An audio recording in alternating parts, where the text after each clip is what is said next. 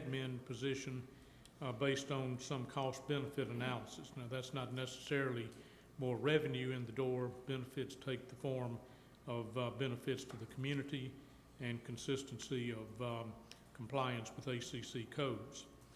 But the suggestion was that we consider working with the 2 people already added to codes enforcement and determine whether 3 more are justified. And then the admin position is somewhat a separate issue. You know, the board, the staff could consider something in the middle there. And the point was made that not everyone needs a big truck, and maybe some of these folks could get by with a less expensive, smaller sedan type vehicle or small SUV in place of full-size trucks.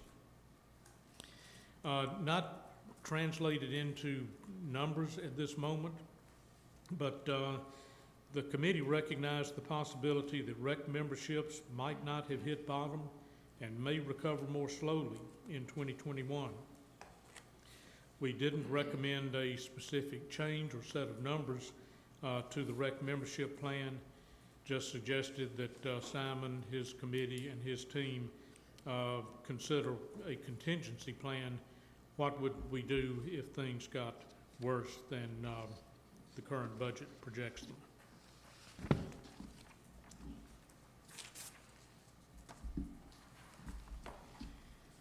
So here's what has happened in this last week, particularly as they pertain to changes in the budget model. The LUB water supply proposal is now reflected in our cost structure, and rates have been adjusted to maintain same profitability levels as we had before that cost structure was modified to the new supply proposal. In conjunction with that, the water and sewer capital plan has been modified to remove $1.2 million from 2021 and replace it with $300,000 that's primarily for booster pumps and other improvements to the system. $300,000 in each year, 21, 22, and the last year, 2031. So that obviously has an impact on near-term cash flows and reserve uses, water and sewer reserve uses.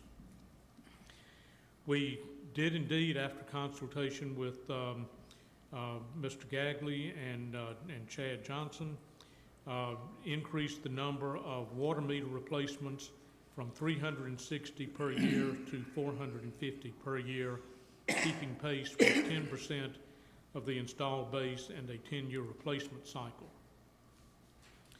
The grapple truck, which will be presented to you this afternoon for your consideration, that truck started out in the 2023 capital plan. If you go back to last year's plan, it was initially pulled forward into 2021, first passed through this year's budget, and that has now been removed from the 21 capital plan, assuming that we proceed with the purchase of that vehicle in 2020, within this next month or so. We kept the 3% rate increase for docks, PWCs, and kayaks. Study team is beginning their evaluation of a dock expansion. That study team consisting of Brad Spiegel, Pat White, Jessica Johnson, Kevin Ellsworth has had a hand in that. I've had a little involvement, but more from a distance. Mr. Gagley is reviewing the 2022 dip in road work for possible smoothing, but in this run, we have not made any changes to the timing of that road work. So that would be out in the 10-year plan, first year of the 10-year plan, but at this point, we've not made any changes to that. We left the Kahiti bunker renovations at $250 per year, 21 and 22, so no change in that. Golf management is considering the unlimited twilight cart rate idea.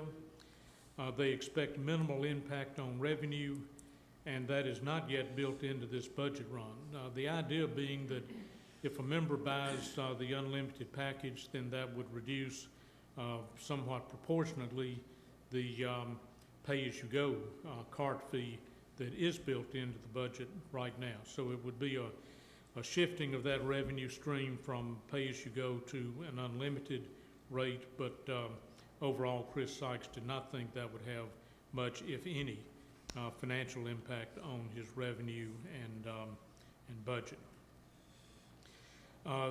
3 additional codes enforcement people, 1 codes admin assistant, and $100,000 for new trucks has been removed from this budget run. And this is an issue that no doubt deserves and will receive further instruction. And while we're recommending that Simon and his team consider contingency planning, we did not make any change in fitness memberships from last week to this week. Parker, refresh my memory. Sure. What is it that we've done with RV storage rates? I think RV storage rates also are going up 3%. That's what I thought. Yeah. Didn't mention that on this slide, but yeah, nominal increase. They still are bargain rates compared to storage anywhere else in the area. Okay, I want to pause. This seems to be kind of a good pausing spot. I am going to review some more of these details. You probably have already previewed it in your handouts, but any questions or clarifications that I need to make at this moment as to what's in, out, you know, where we are in this particular budget run? Steve. I would have been disappointed, Steve. Parker, I've got a list, I don't know, 15 items that deal with other things in the budget. I'm assuming we'll discuss specific issues later versus what you've already put up there. Yes, absolutely. The most important part of this meeting, perhaps, is the discussion toward the end. So, you know. Then I'll keep my powder dry till later. Okay, we will look forward to the fireworks. I hear ticking somewhere in the background. Okay, let's move on then, unless there are other questions. Okay, one of the bigger changes from last week to this, it affects pricing, it affects cost structure for water and sewer, certainly affects the capital plan and the reserves plan. That's the LUB water supply proposal that has been shared publicly with a special telegram that went out, I think it went out last Friday. Will be discussed some more this afternoon and considered for adoption by the board. So what has been built in last week to this week? January 1, 2021, the wholesale rate of water purchased from LUB goes from approximately $1.25 to $1.94 per 1,000 gallons. That's in 21. 2 subsequent increases, assuming certain performance criteria are met by LUB. The rate increase in 22, we built in $2.12. That assumes commencement of LUB infrastructure improvements by that point. And then another increase in 23 assumes completion of those LUB infrastructure improvements. The impact that has on water rates and the capital plan. First off, the capital was reduced from 1.2 million. That had been in last year's budget, had been described as a new water tank for $1 million. This time around, it was more broadly defined, or described as water system infrastructure improvements. But it was $1.2 million. It was all slotted in 2021. And that now has been taken out and replaced with $300,000 in 21, $300,000 in 22, and $300,000 in the last year of the 10-year plan, 2031. Reflects primarily the installation of booster pumps and other improvements to the system. There is no water tank in the 10-year, either in the budget year or the 10-year capital plan. Water and sewer minimum and average monthly rates increase as follows. And I need to be careful to point out both to the board and to the public. This is not all due to the LUB wholesale water rate increase. There are other increases in operating costs and pricing that were reflected in these numbers, are reflected in these numbers, independent of the LUB contract. But certainly the LUB contract, an increase in the wholesale water rate would add to these, or would add to the increases that are reflected in these two charts. So first off, the minimum bill, which covers the first 2,000 gallons of consumption. Currently, the water portion of that, including sales tax, is $19.60. It's a few pennies higher for Monroe County, I think 4 cents, maybe 5 cents. That's the sales tax differential. But water rate, including sales tax, $19.60. The proposal, including both the LUB impact and other cost increases, is $24 for an increase of $4.40. The sewer rates are not impacted by the LUB water supply contract, but there are other cost increases reflected both in the cost structure and the pricing. So $1.80 increase in the sewer rate. These are rates charged to property owners if you had the minimum usage and paid the minimum bill. So in total, the current minimum bill is $49.55. That would go to $55.75, an increase of $6.20. We took a look back at the average water consumption. This is through the full year. Obviously, there's some seasonality to this in the summer irrigation months for those that irrigate with POA provided water. But the average consumption is 3,650 gallons per month. At current rates, the water portion of that bill would amount to $27.29.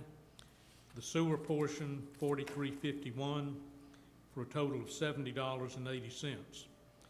The rates built into this budget run as proposed, water goes to $33.43, an increase of $6.14, and sewer goes to $46.13, an increase of $2.62. So the average bill, if you consumed 3,650 gallons uniformly, recognize there is a tiered structure built into this, but we didn't get quite that complicated on the calculations. The current bill would be $70.80, proposed $79.56, change then being an increase of $8.76.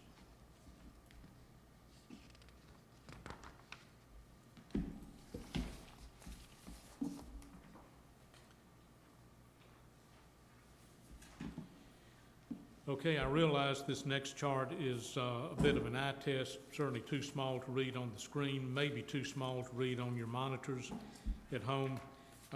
Barely able to read it, frankly, on the printed copy in front of me, but I'll give it a shot.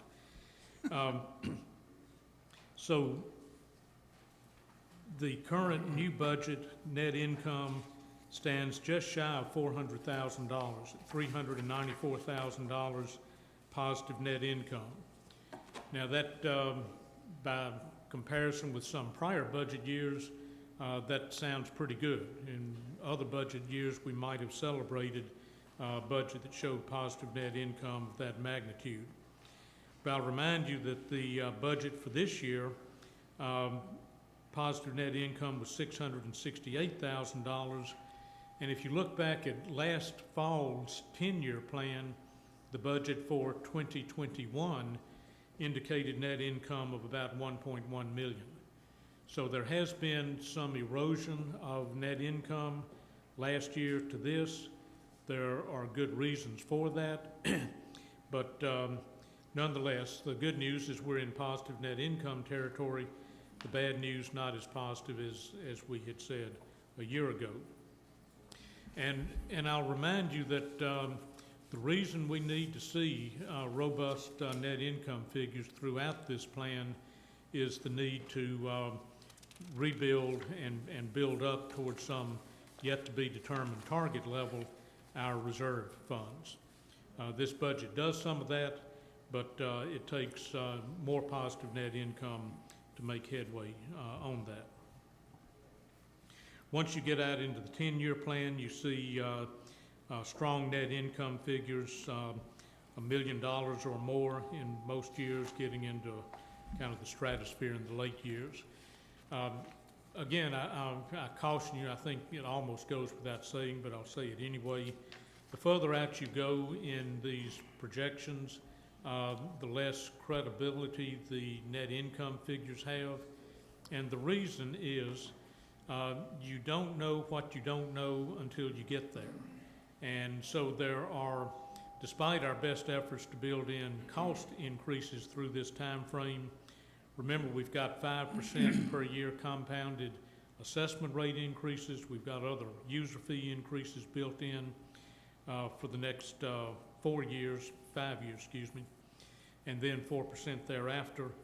So you begin to get a divergence between the top line revenue and the middle bottom line total expenses, and then the bottom line shows this ever increasing net income figure. I've seen this many, many times in my career. I've rarely seen it come to fruition. So I asked you to take those late year net income projections certainly with a grain of salt. Parker, question. Yes. What assumption are you using on the increase for employee benefits? We have reflected current benefit rates, and by that I mean statutory rates for payroll tax withholdings, current workers' comp rates, current health and dental rates. We have customized that by employee for people that are on the payroll right now. We have built in their specific benefit elections, whether it be single person, family coverage, 2-person, or whatever. So we're reflecting the current benefit structure. We will know a bit closer to budget approval time what those health increases or health rates will likely be, and we'll adjust accordingly. But just be prepared for that. Late October, maybe even up into November will be the first time we'll get a credible sense of that. So in the meantime, we've taken our best shot at it. For head counts being added into the budget, we've taken a middle of the road rate, typically a 2-person rate, but individuals certainly could be higher or lower than that. We just don't know what their benefit choices would be until they get here. Parker, Yes. I know you're going to brief this later, right? Or somebody is. Okay.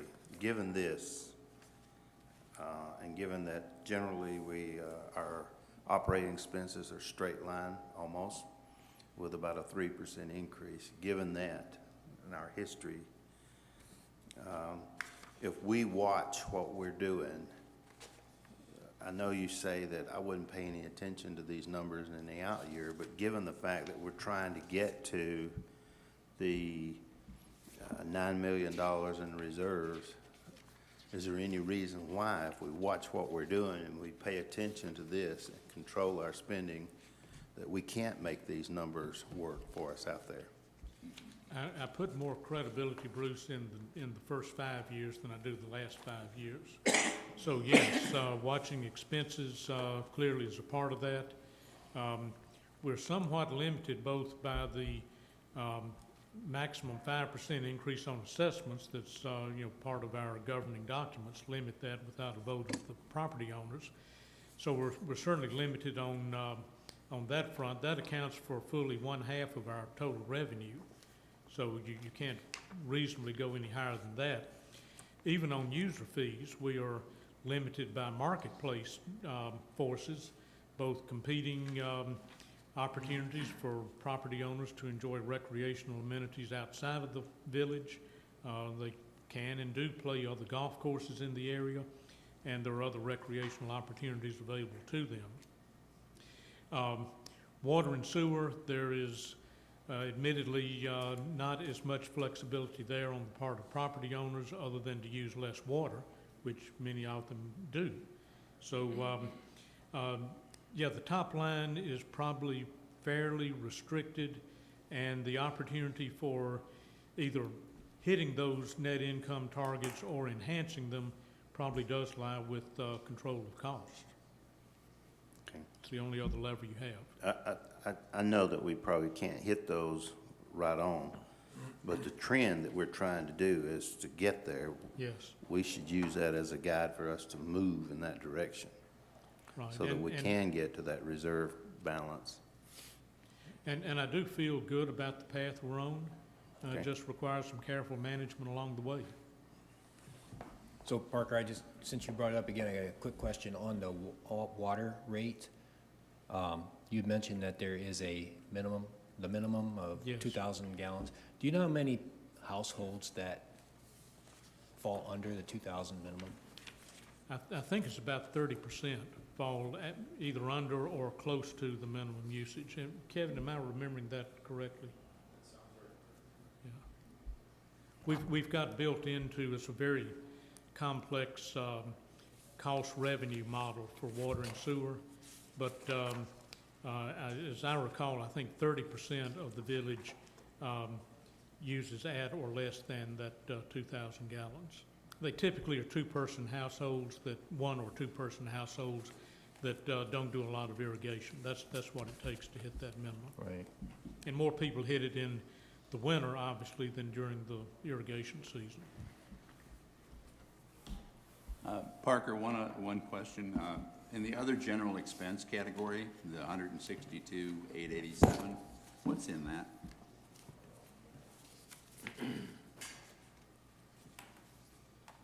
And I've kind of lost you. I'm back on the, On this sheet here. yeah, Oh, the net income? The Yeah. line item, other This one, general okay. expense. other general expense is $163,000.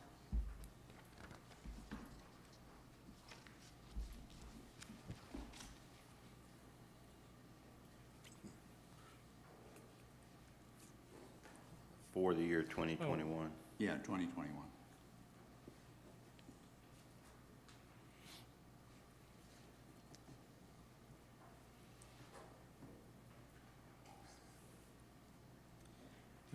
We'll need to look back and get you an answer on that. I Okay. don't recall right off the top of my head. Kevin, do you have a quick answer to that? To the other that's in the, that FAC formatted P&L. So it's bank interest expense, it's, consulting fees. Can't hear. Oh, we didn't. I'll repeat it. Thank you, Steve.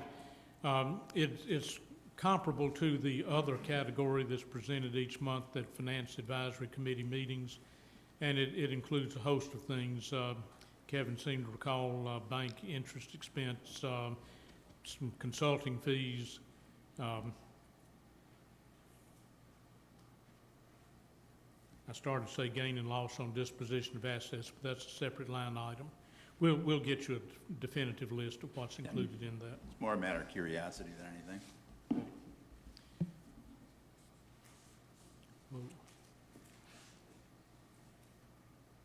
Okay, the next several slides are the capital plan as existing today and reflecting the changes that I've already covered.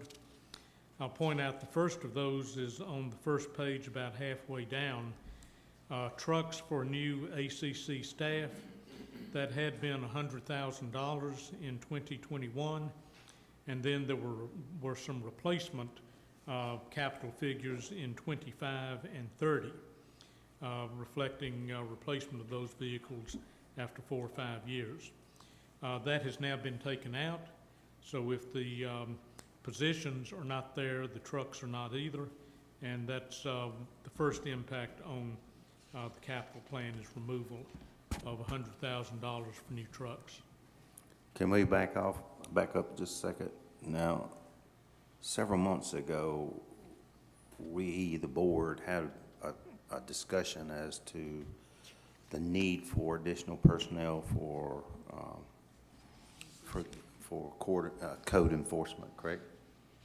And so I think the board had concluded or recommended that they go back and justify those. And now all of a sudden, they're gone. Is there justification for why they're gone? May I add, my understanding was that, that there would be some additional review in there, that I think we talked about a compounding effect. You put on one, then you add two, and perhaps two could do the work of 2.75, and then you put on the third, and they could do the work of 4, and that was the idea. So we'd had that discussion and talked extensively with Winston about that and with Jeff. And I'm curious, has the FAC been privy to those discussions? Or are they just reaching out there saying, this is our idea? The discussion among the FAC, I'll try to capture that and relate it as best I recall it. We right now are adding 2 people to ACC Codes Enforcement. They're just coming on board, getting trained, just getting their feet on the ground, so to speak. And it brings the total to 4, as I recall. Yes. And so the sense among the committee was, let's see how this goes for a while, absorb those 2 new people into the department and into the community, and revisit that at a later date. But to add 3 more in '21, which would be a total of 5, counting the 2 just added, and an admin person as well, just seemed to be a bit overboard, that we haven't absorbed and digested the additions we've already made before we plan for and budget for even more additions. That was the sense, I think, among the committee. So then And it's not without any deep insights as to what these people do on the job and truly how many are needed. Now, since that point, I did have a discussion with Jeff Gagley, and he asked, well, could we consider putting 2 more in mid-year? And what about the admin person? Admin is really getting swamped, and we might have, more need for an admin person sooner than we do more codes enforcement people later. So it's a, depending on your viewpoint, you can, justify more or less in terms of additions. The Finance Committee just said we need to reconsider this and ask that the board do just that and have those So discussions. then their recommendation for reconsideration, and I think you used the term a later date, what was their recommendation for the later date? Or are they just saying, we don't fully understand? And again, I volunteered for the doc. I'd be happy to go back and explain it to them. There was no recommendation as to a specific date. Well, then If that's the I then ask that you go back to the Finance and Advisory Committee and say, back up your recommendation with specifics. We have. We can take that up on Friday, certainly. I think Okay. you used the term a later date. What was their recommendation? My point is, though, if you take it out, They just saying. take it out we don't completely, fully understand. then Again, I basically, volunteered we've for the kind of doc. I'd be informally happy to go adopted a back and rule that explain says it. basically if it's not budgeted for, you don't get it. And And so that would basically Then I mean then that ask that you go if back it to comes the up in Finance 2021 with all the Committee building and that say, we're back going up your on with the recommendation with drainage specifics. problems this and the sewer problems that, We that have- basically what we're gonna wind up with is we'll have Okay. An unbudgeted. 2 or 4 and we'll have an unbudgeted need. My point is though. Well, but we did that last year. We Sure we put the 2 extra heads in I without know, budget. but we've kind of Sure we changed did. our direction And- since that time. And didn't like doing Well, it. we didn't necessarily change our direction. I would tell you that if those heads become needed, That would basically. I have no problem voting to add them. Comes up Well- in 20. Frankly, I'd like to see what the 4 can do before I do that. Absolutely correct. But I'd be much more comfortable following that guideline that we've already laid out, that apparently Finance Committee was not either considering or not privy to. So give them that. I worry. But I had rather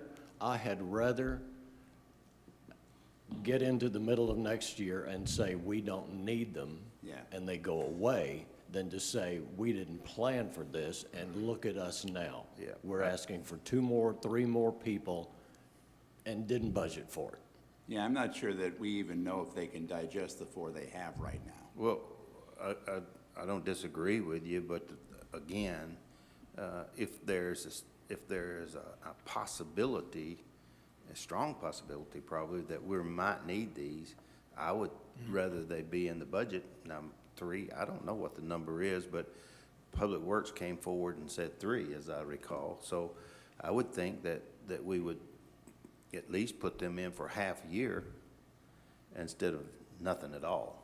I'd rather say, just like Pat said, that it's in the budget, justify it now. Doesn't mean you have to do it, just means you need to justify it, and we plan for it. And then if we don't need them at mid-year, then we're ahead of the game.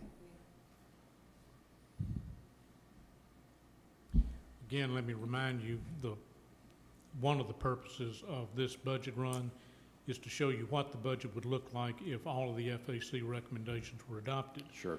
Now, can we build whatever number, 3 people, 2 people, you pick it, for half the year? Sure. No problem at all in doing that if that's the direction that the board gives us. I guess I'm just a little concerned that the fact would come along and say, take that out, without understanding why they were in there.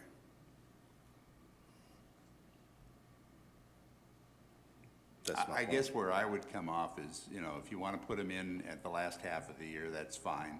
I don't know that I'd put 3 in, though. And frankly, I will tell you that I do believe that the admin head is probably needed up front. Absolutely. You know, Well- that function is actually, I don't think the GIS system's gonna get updated if we don't have somebody like that. that's exactly right. So I would suggest that we put the admin head in at the beginning of the year and then put 2 heads in sometime around mid-year. And then if we don't need them, we don't need them. Yeah, Steve? I support what the FAC has said. We just hired 2 people. We haven't seen what the benefits are of those 2. Eventually, you get to the point in time where does the cost of enforcement exceed the benefit you receive from all the property owners that are paying for this? I would support leaving them out. I might be open for adding the admin, but that would be after a review of all the administrative folks we've got on staff, which aren't very many. But to take a look at workload and see if we can shift some work around and not add any people, and then take a look next year, we get middle of the year, we find out, hey, we want more code enforcement, we need help on administration, we add an unbudgeted item like we did this year when we added 2 code enforcement folks. So I do not support putting these 4 people in the budget. I don't think they were looking for 4. Well, Yeah, they're there's looking 3 for codes 3 plus enforcement and 1 3 admin. codes and 1 admin. Well, I could tell you from a PSAC perspective and a Public Works perspective, if they could have already reassigned those people, we wouldn't be behind on code enforcement. And we wouldn't have all these drainage problems that we're having. And we wouldn't let these builders get away with what they're doing.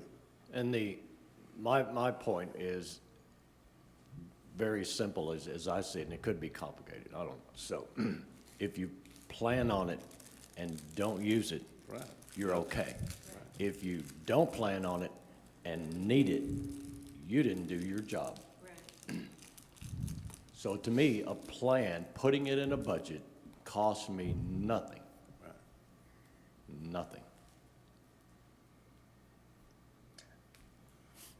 I won't say it, because typically when it's in the budget, it's assumed by operations they're gonna fill it. Yeah, they're not going to come back to the board for approval to do that. But there's the Because it's in the budget. justification. Wait a second. Uh-oh. It's a headcount issue. Oh, no. Oh, no. Just like any contract that we have that's in this budget, they come back to us for approval. Absolutely. Just like any hires like that, and they want to increase manpower, they come back to us for approval. So I don't buy that.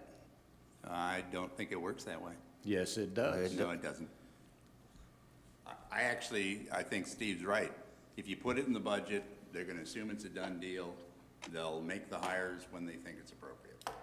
And when you look at the organizational charts, when you look at current staff and openings, all of a sudden, those 4 bodies show up as an opening. Unfilled position. That's And Well, that- if you and wanna that- look, and if that you wanna does look not- like you don't know what you're doing, don't put it in the budget, and when it comes along, we have to tell people in the village, oh, we just hired 4 people because we didn't know what we were doing.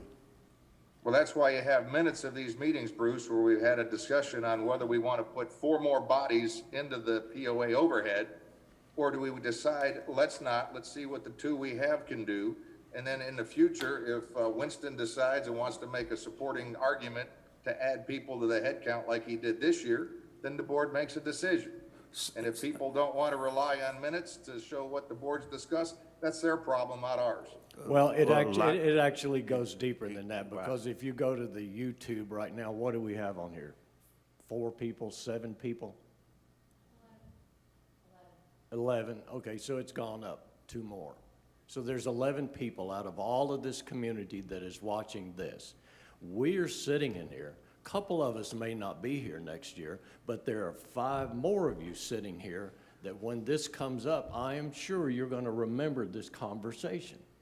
I am positive you're gonna remember this conversation, and you're gonna say, prove to me that the 2 you put on are doing their job. And if you still say, we're still running behind in these inspections and in these enforcements, you're going to then ask them to justify. And if they do, you will add. If they don't, you won't add, and it didn't cost us a dime to put it in a budget. It all comes down to, in the end, are we gonna have this discussion again? And you're gonna have the discussion in 2021 to do it in 2022, when you could have had it done in 2021 when you needed it. It could happen either way. I mean, I can see both sides. But in the end, I think what we need to make sure of right here is whether we put it in or not, that there is discussion among this board before we add 2, 3, or 4 more people. And it just because if it ends up in the budget, it isn't a license to go ahead and add them to the available head count. That's exactly correct. Well, the other thing you need to take into consideration is this is an ACC function. An ACC function has the ability to pass that cost on as part of billing so that it can pay its fees. Yeah, I understand that, and I And it's I not actually part- asked that yeah. question of Parker. If we were to add these 4 heads to ACC, what happens to the ACC fees? We've already added 2, so. I know, I got that. Right, But, and we're ahead of the game right now on ACC. well, the short answer, realistically, there's not enough room to increase the ACC fees to cover this cost. I mean, it's just not. So basically, this would It- be an uncovered cost. Mostly it would be, and it's justified not on the basis of revenue generation. I don't think that's ever been the argument for adding these people. There's the hope that, maybe some more revenue would come in, to help defray part of the cost. But it's justified in terms of more uniform compliance to ACC codes throughout the village, including drainage issues and other building issues. So that's the justification. It ultimately would work its way back arguably into property values for everyone in the village. But, it's not a straight line. You add these people, your property values go up. That's not, but if you don't enforce ACC codes, your property values certainly could deteriorate. I'd like to see those figures where you're saying that we can't go up to cover these. If you can just give them to me offline. We'll provide you something. Are the 2 that are added this year, are they covered? Yes. Yeah, Should they be. are, because there Okay. was surplus in Right. the ACC bucket. I don't think, Parker, that we're adding these 2 other people to generate revenue. I thought I heard you say that. We're not adding these just to get more revenue out of ACC fees. We're doing it to resolve problems that we've had for the last several years. Right. And code enforcement, not to make more money. Steve, And- did you have something you wanted to add? Okay. And Parker? most of the ACC fees are new home permits. I mean, that's where the big money is. So, you know, that's driven by other factors, market factors, and people moving to Tellico Village can't find an acceptable home to buy, so their alternative is to build, and a lot of people have done that. We probably are missing some miscellaneous permit fees. People do things without obtaining a permit, and if we don't have people watching enough, then some of those projects slip by. But, you know, the minimum fee on a miscellaneous permit is $50, and there's not enough $50 fees anywhere to begin to defray the cost of adding 4 people. So that's the sort of arithmetic you get into. Sure, you can go up on your permit fees. You can try to capture more of those miscellaneous permits that might be slipping through the cracks. But it's just, We gotta get to resolution. the primary justification is not revenue Okay, generation. we got to get to resolution on this. I'm going to make a suggestion. If somebody doesn't like it, you know, make your own suggestion. Let's put one in at mid-year, one in at the beginning of the third quarter, and the admin in at the beginning of the year. So that's my proposal. My proposal would add to that, that the Public Works would come to us for approval before they add those two. Yeah, none of these get filled without coming back to the board. Just so we're very clear about that, Winston, even though they may be in the budget, you can't hire them yet. I agree with your comments, all of them. I think part of that justification should be too, that discussion that we talked about having based on how things are going with the 2 additional, because we don't know that yet. Right. So that should be part of that justification. So are we in consensus here? Anybody violently object to that proposal? Well, let's go ahead and, you know, put that in the budget that way. Okay, so just to repeat, because I want to make sure I get this right. The one admin person goes in January 1. Yeah. One more enforcement person goes in mid-year, so 6 months of the year. And one more second code enforcement person goes in, my note said third quarter. Did you mean end of the third quarter? End of third quarter. Okay, so fourth quarter. For 3 And then, months. You know, if they still need one more, we can consider that for next year's budget. And Public Works, ACC would come back for board approval before actually hiring for these positions.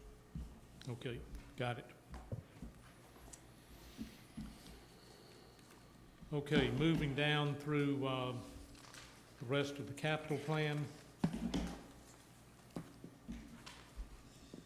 We're in the golf maintenance section. There have been no changes to golf maintenance or golf pro shop capital. And may I ask, does this include the $250,000 Kahiti? Yes, yes, Okay. it does. Could you relate a question back to Chris for me? And the FAC, I noticed that they made the comment that they wanted to continue this $250,000, and now they're basing it primarily on safety. Could you give me a listing of how many people have been hurt in those Kahiti bunkers over the last 10 years? I don't know I that already know the answer. The answer is probably not a lot. There you go. Well, it's less than not a lot. And I'm setting you up for later when we start talking about docks. This is $250,000, and they're basing it on safety. Yeah, it's actually $500,000. Yeah. Well, it's, I'll let the golf guys make Well, their or own you could go argument back to here, but FAC and you can say, Pat wanted to know how many were hurt because you're basing this on safety. It's not playability, it's not maintenance, it's not washout, it's not hours, it's not fumes going into the air. They specifically said safety. However, I think their safety argument is not for doing the project, but for expediting the project, correct? Because the project has already been in the budget for a long time. It was just spread out over a longer period of time. So I don't think the justification of safety is for doing the project. I think it's just for expediting it. Yeah. Oh, exactly. The And- project was based on playability. Sure, and we wasn't can it? Yeah, spend it yeah, any, it's- we can spend it any way you Yeah. want, but you're gonna take $250,000 of POA cash assets, reserve, however you want it, where it's gonna come from, and you're gonna generate absolutely no revenue. You're not gonna prevent an injury. You're just gonna expedite it. And then we're gonna turn around and say, I can't spend $180,000 on docks that are gonna generate revenue for perpetuity. Okay, but where, you can't take the whole 250 because when it was spread out, there was still 150 in the budget for this year. So you're, okay, just want to make sure we're That's talking fine. apples to apples because we Yeah, got, yeah. you know, that's only 100,000, not 250. Bruce? I think that we need to look at leaving it the way it was and come up with other solutions if safety is concerned, like local rule, free drop from this trap if it's determined to be a hazard. Get the rake, get your ball out, take a free drop. You know, there's all kinds of ways around this other than spending an extra $100,000 just to get this done faster. The argument for doing the project at all was playability and maintenance, particularly following heavy rain events. Safety is certainly a part of that, and the Finance Committee did indeed acknowledge that there is a safety concern there.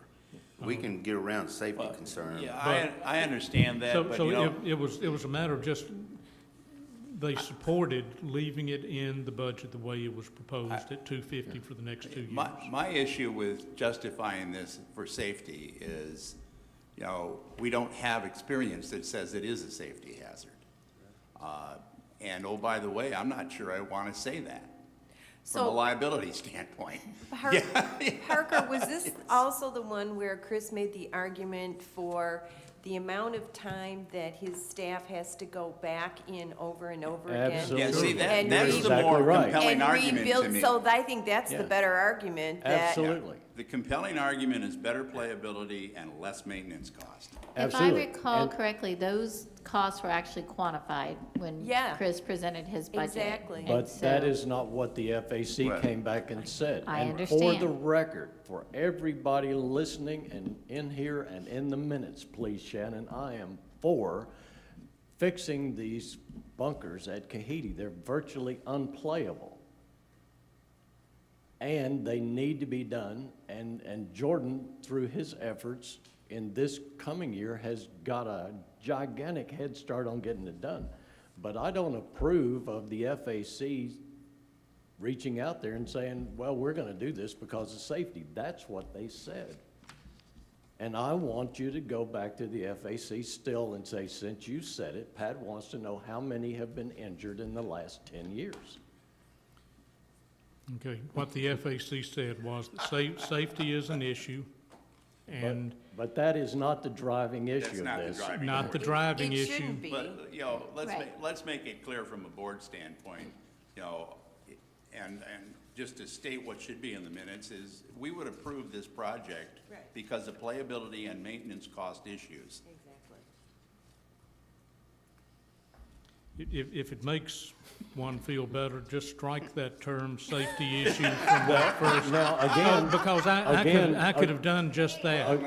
Again, Steve has talked about, he's got his ammo loaded, and I'm sitting over here with my ammo loaded, and it is because of this type of statement that the FAC is sending back to us, saying, I recommend this based on this.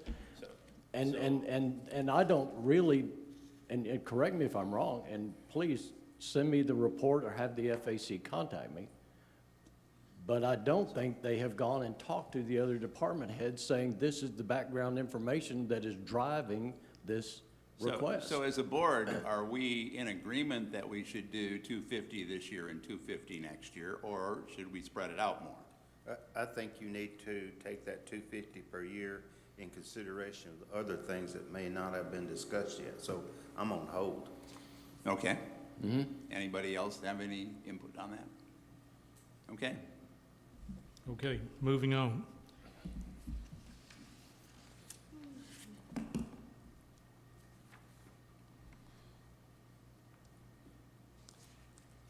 Okay, I think we're on, let's see, that's still golf maintenance. Okay, down to Wellness Center. No changes to this page, just a reminder, there's still some big numbers in there for the Wellness Center roof. And at least built into this budget, there is no presumption of offsets in terms of recovery of any kind of insurance proceeds or other coverage of those expenses or capital. That's in Kevin's court, and if he doesn't produce it, I'm gonna kill him. So hope for the best, but plan for the worst. But you've heard that before. Okay, this next sheet in the capital plan, there are some changes reflected up toward the top. Public Services Water Department.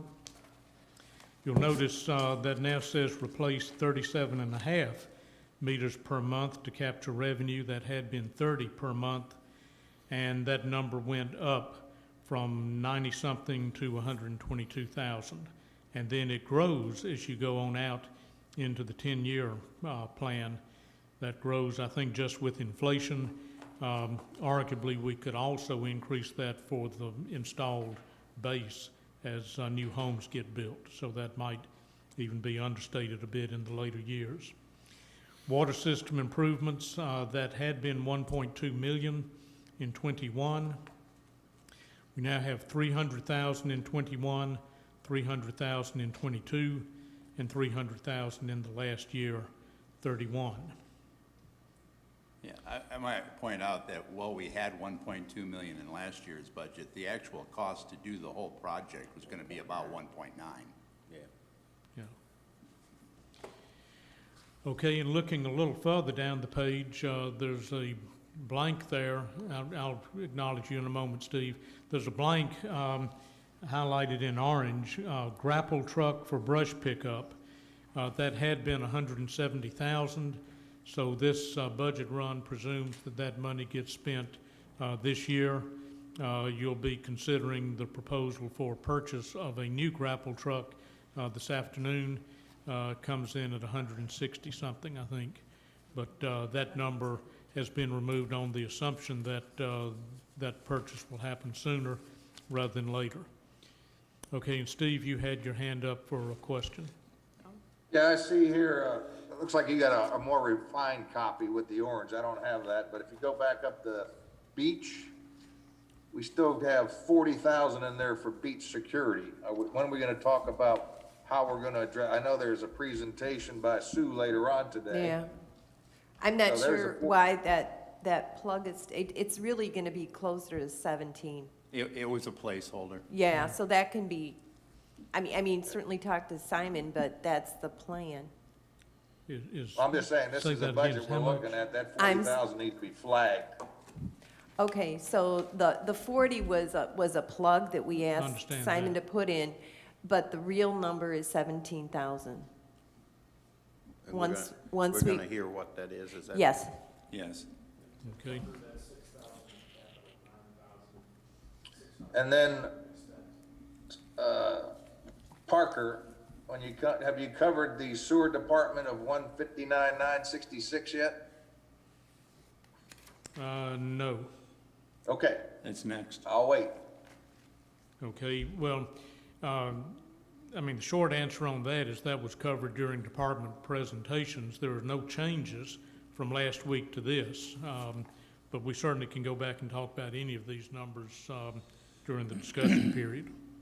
Yeah, the vacuum excavator, when it was proposed that, the wish and the prayer that this is gonna reduce, roto-rooter service, this has not been justified, in my opinion, number one.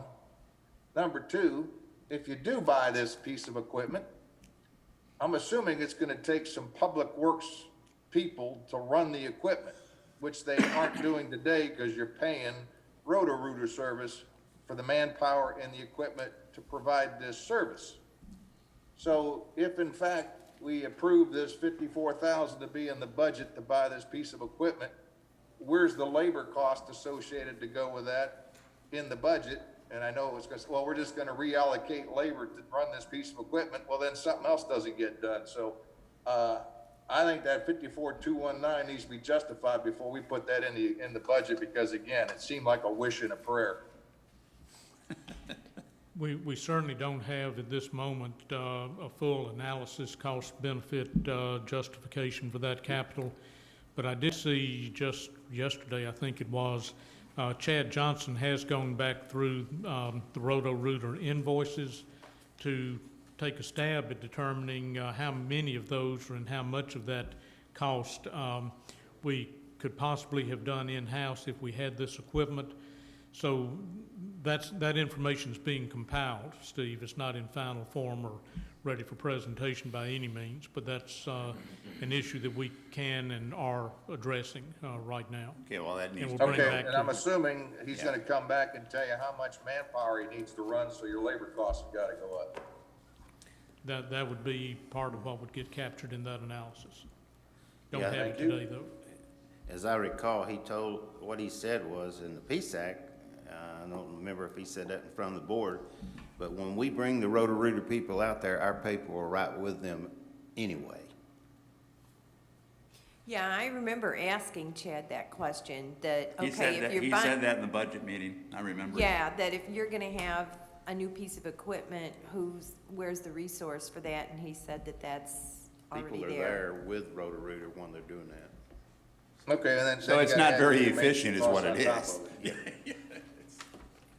So I agree with you, Steve, though, before we put it in there, we need to see the numbers. Yeah.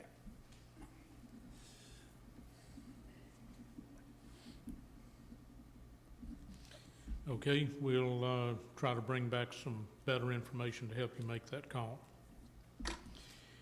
Okay, and the grapple truck, I think I mentioned, Steve, you may be able to see that on your screen.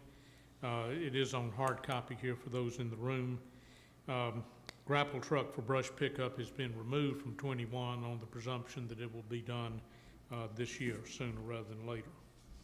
Okay, one point on the grapple truck. I think there's gonna, and Jeff can address this, I think there's gonna be a meeting this week to talk about other alternatives of a grinder and other equipment versus a grapple truck. Is that correct, Jeff? I don't think Jeff I saw know it. I'm meeting with the HOA tomorrow, talking about brush pickup. I didn't know we specifically talking about the grapple truck, but I'm sure that'll come up in the conversation.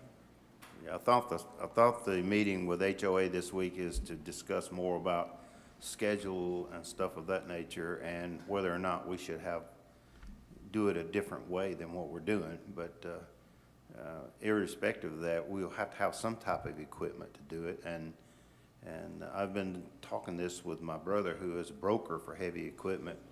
And if you have grinders and stuff of that nature, you have to have a dump truck. And you have to have multiple people. So there's a lot involved other than just a grinder versus a grapple truck. Yeah, I've seen the proposal from the HOA. I don't see that that's an improvement in what we're doing. That's a good point, Bruce. Whether it's a grapple truck or a grinder or some other method, you're gonna have some capital to get the equipment in there. Good point. Yes. Okay, moving on, next slide. Food services, docks, still has the $220,000 for the wave attenuator. Does not have hard-coded in new slips. Those are below the line, certainly a subject for lively discussion. And, but anyway, no change from last week to this week, I think is the point I want to make at the moment. Well, let's talk about the docks and the Tenacity. Yeah, I was gonna ask you, I are you mean, ready for lively discussion? How long are we gonna keep putting this off? Well, let me go back. I mean, we got a waiting list of almost 50 people Well, on I it. volunteered, Yeah. and I did talk to Brad Spiegel this week. He is still on a trip, but he did do some research and got some, I guess, from Kevin and Jessica. And I put together and reviewed with Steve to make sure, since Steve is my financial guy. I got with him to see if he could poke holes in it and catch it on fire, and it passed muster, which I was quite surprised. There were only a couple of changes. But what I got back from Brad was, his question was, and and as the conversation, this is what I wrote down. His question was, how many are able to have a dock or a slip? That's what he wanted to know. This is the people in Tellico Village that don't have lakefront property or a dock, and then how many do have. And he identified that there are 1,104 that own docks, homes, docks, able to have what he called an in-water experience. The rest of the people cannot have an in-water experience without our supplying docks.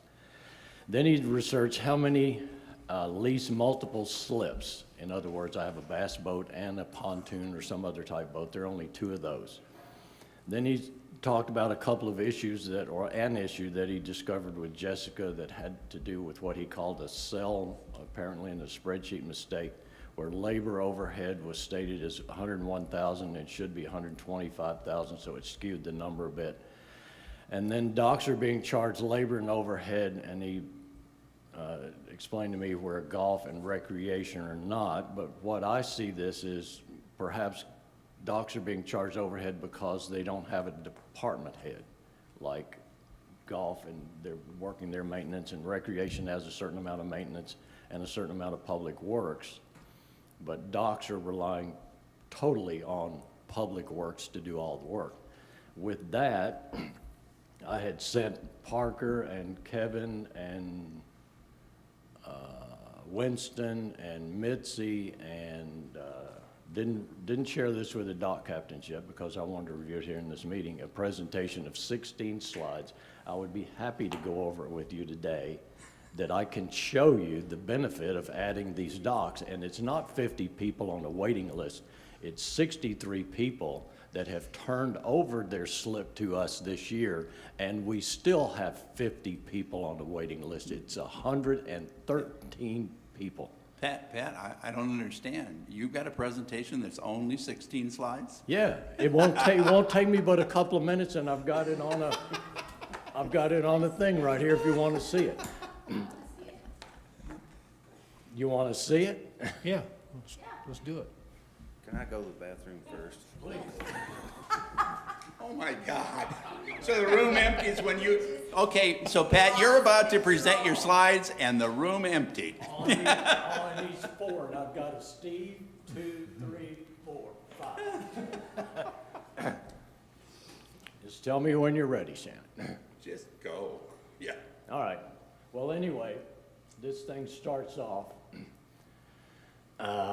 I gathered this from information from the webpage, from Finance Department, from the Marina Advisory Committee, historical documents, and I put together this thing. And this chart, this first chart that you're going to see, shows an analysis of expenses versus revenue for the period of 2015 through 2019 for the 3 major amenities: golf, recreation, and docks. Yeah, that's the one. Next one, please. Okay.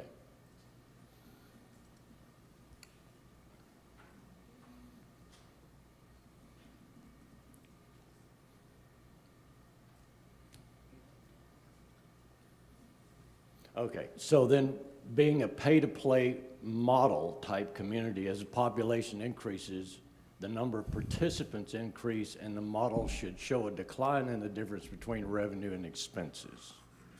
Note that golf and recreation in the next slide, which are in red, show expenses are consistently 167 to 195% higher than revenues, thus the subsidy. Note also that docks in red show expenses consistently 75 to 90% range, which are lower than revenue, which shows excess money. One should hope that as revenue increases, expenses would at least maintain the same relationship percentage, or at least close. One would also hope that the ultimate goal, as population increases or the number of users increase, revenue would outpace expenses. Next, please. So I put together this, and I made it really big so everybody could see instead of teeny tiny. The red numbers here show the difference between revenue and expenses. And if you go all the way to the right for 2015, looking at the top golf courses, you see that their revenue expense difference is 175%. So revenue brought in compared to the expenses is off by 175. Then it goes 178, 175, 195, 176. So in 2019, it's coming back into the range of 2015. You go to Rec and Beach, it's 170, 180, 187, 189, 167. So again, in 2019, it's coming back in range. In Docks and RV, you show revenue exceeded expenses. So the expenses were only 90% of revenue, so you had an over. And that was in 90, 91, 82, 77, and again in 2019, the best at 75. And then if you look at the blue numbers, what you're looking at there is you're looking at the difference between last year and this year for expenses. So if you go again to the far right, 2015, you're looking at a 4.3% increase. 17 over 16 is a 4%, much better. 2018, it dropped, that's good, 7.5, and then it went back up to 12.3. But then when you look at that same comparison with the expenses, you're looking at from right to left, 5723. And so what you're looking at here with that 2.3 is you're looking at 2.3% increase in expenses, but a 4% increase in revenue. That's really good. But if you look at the total down here, 7.5 in 2016, and then it drops to 0.1, and then up to 14.7, and then again in 2019, much better. But if you go down and look at the same thing in docks, you're seeing the same general trend, but again, it's generating excess revenue. So you can take that, we can talk about this for the rest of the day. It's really fascinating, but let's go to the next slide. Let's not. So then what drives slip openings? So here we have slip terminations by year. I tried to go back and get 17 and 18, but I couldn't get even semi-accurate data on that, but I do have accurate data on 19 and 20. So we terminated last year 66 slips. That means people didn't want to boat anymore, moved, whatever reason, and 66 people went to the ACC and said, I don't want my slip anymore. And they vacated. And we ended up at the end of the year, as we discussed last year, we came up in the Dock Captains Committee, now called Marine Advisory Committee, a projection worksheet where we projected we would have 12 slips open at the end of last year, and lo and behold, we did. And that last year, we projected we would have in excess of 50 slips on a waiting list this year, and lo and behold, we did. But because of the wave attenuator, we pushed the dock requests last year to this year, and now we've got 50. So here's the basis of what drives that projection. New homes built January to July. In 2019, it was 89, and January to July this year, it's 103.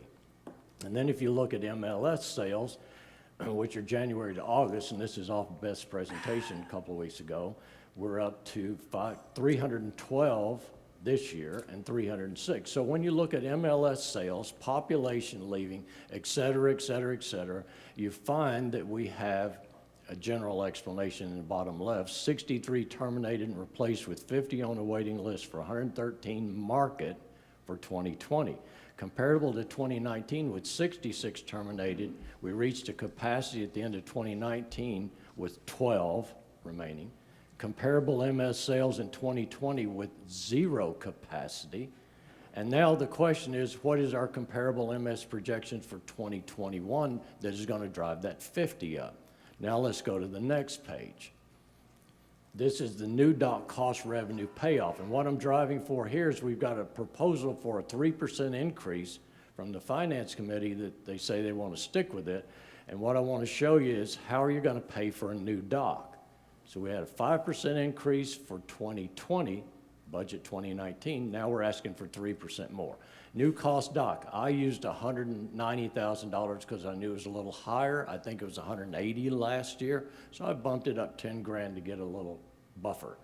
Number of slips proposing is 32. The ideal slip for the current rate of pontoon boats and that type of boat is 11 by 24, which is the most that we have. It's 821. The revenue generated off of that is $26,272, so the payoff is 7.2 years. Go to the next one, please. Here is the slip fees report that the Marine Advisory Committee uses every month with a couple of columns added in.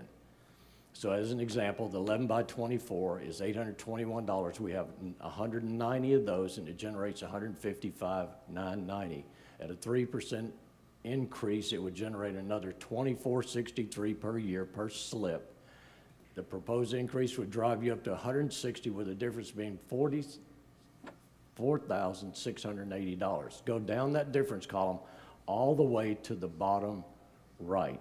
So the total difference in 3% increase is $15,827. For the sake of expediency, go to the next slide, please. Again, the cost doc, $190,000. A new doc with the revenue at 3% is $15,827. You divide that into the 190, your payback is 12 years. You go to put in a new dock, that generates $26,272, and the payback is 7.2 years. Next slide, please. The following 5 slides show 2021 budget request items by department: Public Works, Food Services, Recreation, and Golf. And I am on the record of agreeing with what they're proposing, but I want to show you the effect. The items listed are being requested by department managers. Justification of the request is under consideration by the FAC and ultimately the POA board. The validity of these requests are not being questioned. Let me say that one again, because it's going to get out that I'm not for this, but I am not questioning the validity of the request. Note that the requested items fall into 2 categories. One is aesthetics, and the second is tools, programs that potentially save expenses from current processes. Note also that the requested items do not generate revenue. Next, please. Public Works. You can read them. We've already talked about them. You want to see it a little bit longer? No. Okay, then we can go to the next one. Thank you. Food Services. We've already talked about them. Move on. Next one. Recreation. We've already talked about this one. Next one is golf. We just got through talking about this one. Next one shows budget discretionary expenses totaled by the departments I just reviewed. Totals $965,092. Next slide, please. This is dock revenue slip expense income. It's publicly available. The years from 2014 to 2020 budget, not actual budget. Common dock revenue in each one of those years is in that column that generated anywhere from $398,000 to $549,000 budgeted last year. Total expense is in the next column. Net income, difference between expense and revenue, and cumulative net income. So I take 14 income, add it to 15, total it up. Total over that 6-year period is $909,857. Now the dock allocation is been at 11%, but we changed it to 30 last year. 30 last year. Okay, so it showed a market increase. Next slide, please. Other information that you may be interested in or have a question on. Lease increase per year on slips from 2008 to 2020. If you'll notice, in 2008, we were there at the end of a housing boom, which a lot of us moved in. Rick, Bruce, and I moved in that 2005, 6, 7, 8 area. And then we were in a recession. And so we lost those slips. As I explained, we're losing those 60 slips, but we didn't have as many then. So we lost them, and there is no need to go up in a fee because we had lots of people not wanting slips. Then in 2017, coming out of the housing recession, we then go back up to 3%, 3%, 3%, and last year 5%. Okay, the middle one, marina comparison rates, a 30 by 12 single well uncovered slip, as comparable as you're gonna get. Wind River's $150 a month, Tellico Harbor's $178 a month, Sequoia's $175 a month, Tellico Village is $93 a month. And Tellico Village, as you're aware, is double well and not single well. In other words, I have a neighbor in the same well in my boat. Marina expansion fee. A slip, 250, PWC kayak is 100, and then the how much it's generating is 8,000 and the other is generating 1,000. Now we go to bottom line. Next slide, please. There we go. This year, there are 113 property owners who requested a slip. 63 were able to use the boat slip.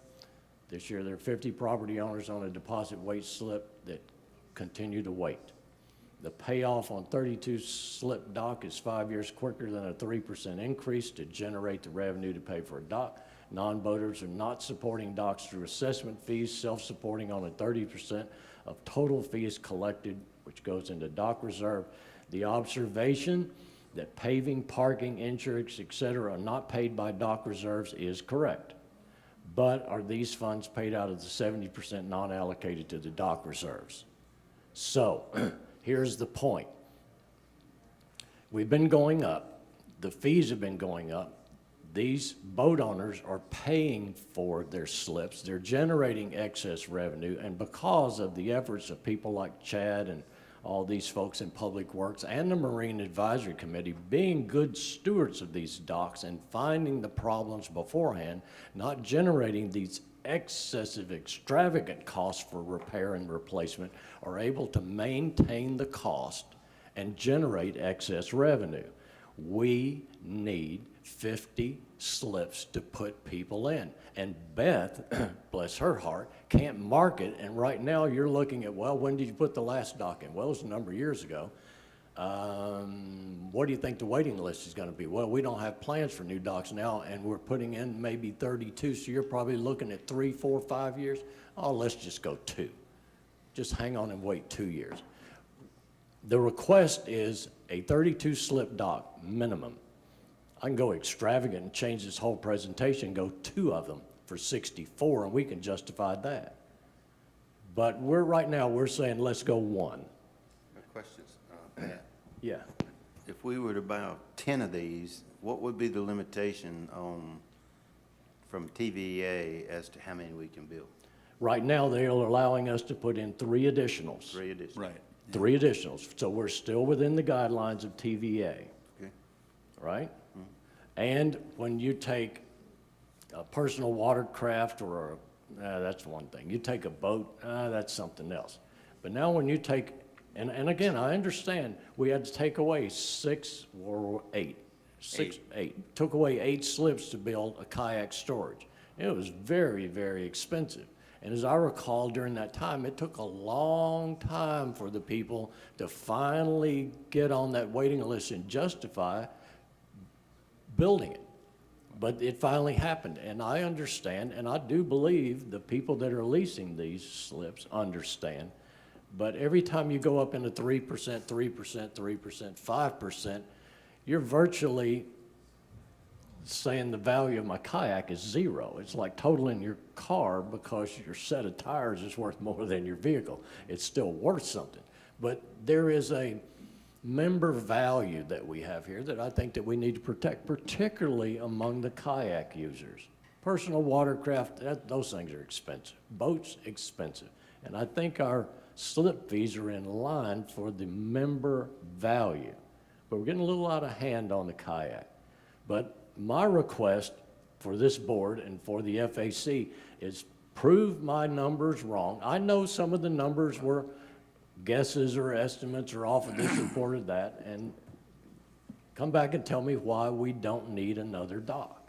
Well, I'd cut to the chase and say, let's move that one up above the line Absolutely. for next year. Absolutely, with no 3% increase. And if you Well- say, FAC, that we need one, justify the 3% increase. Because you're generating a positive revenue right now and have been for the last decade. I would like to say thank you, Pat, for this presentation, and it's fabulous. However, I would also like to say I thought we made the decision last year that we needed these docks, and it was above the line, and we were all about it, and then the wave attenuator happened, and then I believe it was Steve Schneider who said, Parker, find the money, we still need the docks. And we got talked out of it.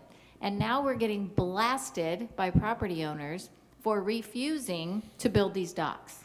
And we are not serving our members if we don't build them. Yeah, I have absolutely no problem moving those docks into next year's budget above the line. I mean, we've got 50 people out there that are ready to go. Well, the problem is if we built all 3 docks, we're at 96. Right. We'll still be behind in about a year or 2. Yes. And what are you gonna do then? Yes. You're still gonna be behind. So you're gonna have to. Build 'em all. I'm not suggesting we don't build them all. I'm just saying that, you know, if we're not sitting here with money, you just gotta be careful of what you build. Well, let and me, you let make me, your let me choices. add back in here. Let me add back in here. And this comes from when Mike Colacone and I were on the Golf Ad Hoc Committee. So we took from 2005 to 2000, what was that, in 18? I think it was 2018 we did this. We had an opportunity to capture churn in villagers aging out of amenities. In other words, as we get older, I will probably stop playing golf first, and then I will give up the jet skis, and then I will give up the pontoon boat, and I will age out. We all do it. And it's because of our health or our age or losing a spouse or whatever. And then we will move. But because of the recession with housing, people outside of Tellico Village could not sell their house even though they wanted to retire and move here. And we couldn't sell our house either. And I know that's all a given, but during that period of time, because you had a great number of people in the village playing golf, to capture that data shows the percentage of people dropping out of amenities because they weren't coming in, but they were leaving. Well, based on the analysis you did, you're gonna have people drop out of the docks, too. Absolutely. So I'd say 1 dock finger next year is probably great. But here's my point. With the attrition. Here's the point. The beauty of the projection model that they are using and the pickleball people are now using is that you can predict the future during the economic decline. So to answer kind of the question, are you going to gleef out there and build 1 dock, 2 dock? Well, you could say, let's put in 3 and just get ahead of the curve and start marketing to them. But as soon as there's an economic decline, you're going to be sitting there with these empty docks you're having to pay for, and that's not prudent. One right now is prudent, and I guarantee you I can justify 2. But I'm not willing to step up at this point and say, because the 63 this year and the 66 last year were replaced by more vibrant Tellico villagers that are not aging out, and chances are they will not turn over their docks. That's 123 slips in 2 years. They won't turn them over, and that could be the justification for the second one. And I'm not confident enough to recommend it this time. I'd put it into the second year. Yeah, but you gotta have 1 32 slip dock right now. I don't disagree with you. I mean, is there anybody that disagrees with putting that above the line? No, but this I year? think you need to look at the big picture, and as part of the big picture, I would offer this. Given that we've delayed that because of the wave attenuator, and we can't get anybody in here to look at the wave attenuator, I say that we get off the dime on the wave attenuator by making the repairs that we need to make, and then push that out to have it studied out past when we build the dock. Now, we've had multiple people look at the wave attenuator and they tell us, yes, it can be repaired, but they're not so sure what's under the water. Let's repair what we can see and then take an educated guess and say we need to replace the cabling down below, make those repairs, and then do a study to see if it needs to be totally I think we know enough. It's an educated thing and it's a risk, true, but we do know enough that we can make some repairs, put off the study, do those things to make sure that we're safe, and then if we need to put it in the hopper with everything else as to go on, whether we need a new wave attender or not. Well, so weren't we going to look beyond Jacobs, though, to do that? Well, we're gonna try to, but still in that, you're still looking at a good while to get that done and then to do it. So it's competing resources is what I'm saying. And what now? We're sitting out there now that every once in a while the cable breaks and we have to go out there and rehook it up. I'm suggesting that, and there's steel plates out there that need to be replaced or welded. Let's make those minimum repairs and let's make some educated guess is we think the cabling probably underneath would need to be, us replace the cables. And, it's a risk, true. And what's the cost of all that? It's probably under, I don't know, Jeff, you're out there, and you got estimates for replacing the steel plates. Do you recall what it was? I believe we're gonna be under $100,000. for Under sure. 100,000 total. But again, the issue with this inspection is getting the dive teams in and repairing the underwater. You still have the dive team issue, and that relates back to COVID-19. Well, that's No. a problem, yeah. No, you can get local guys to go in and do the cabling. We get them now. It's not a Right, that's correct. We COVID-19 got to Yeah, go they're- underwater. but they're not gonna do the assessment of what's down there. Right, and it goes back to, replaced. if you remember the PSAC committee, and again, I 100% agree, nobody has come up and say, what is the, what do you call it, the bare bones or the spine structure, because if you're not. Well, if you're- nobody knows because the first guy that came out here and gave us the 220,000 was total replacement, and that was without him going underwater to see if it needed to be replaced. So I'm just saying that, you know, if we're looking So- for resources that. So that Bruce, would- what are you suggesting as far as the wave attenuator? I'm suggesting that we repair it. And we put how much in the budget for next year to do that? I'd say probably 100,000. Jeff, you're out Or there. less. You have any problem with that? Jeff? Hello, Jeff? Sorry, I was looking up the cost of that, dock. No, I do not. have a So problem Bruce has with that. proposed putting $100,000 to put into repairs for the wave attenuator next year. Do you have any problem with that? No, sir, I do not. Okay, so we've done that piece. Now, next year, when we That- come in here and we find out that indeed it's 200,000, Well, we have estimates for what it was gonna take to replace it, to repair it. Steel plates, and then I don't even think we got estimates for the cables underneath, but we should be able to get that because we've done that multiple times. Right, Jeff? That is correct. And so, you know, we know how to replace cables. We have it done because when we've had big storms, they've broken loose. Right. And we've had to get new ones. So this becomes, instead of replace wave attenuator, it's repair wave attenuator.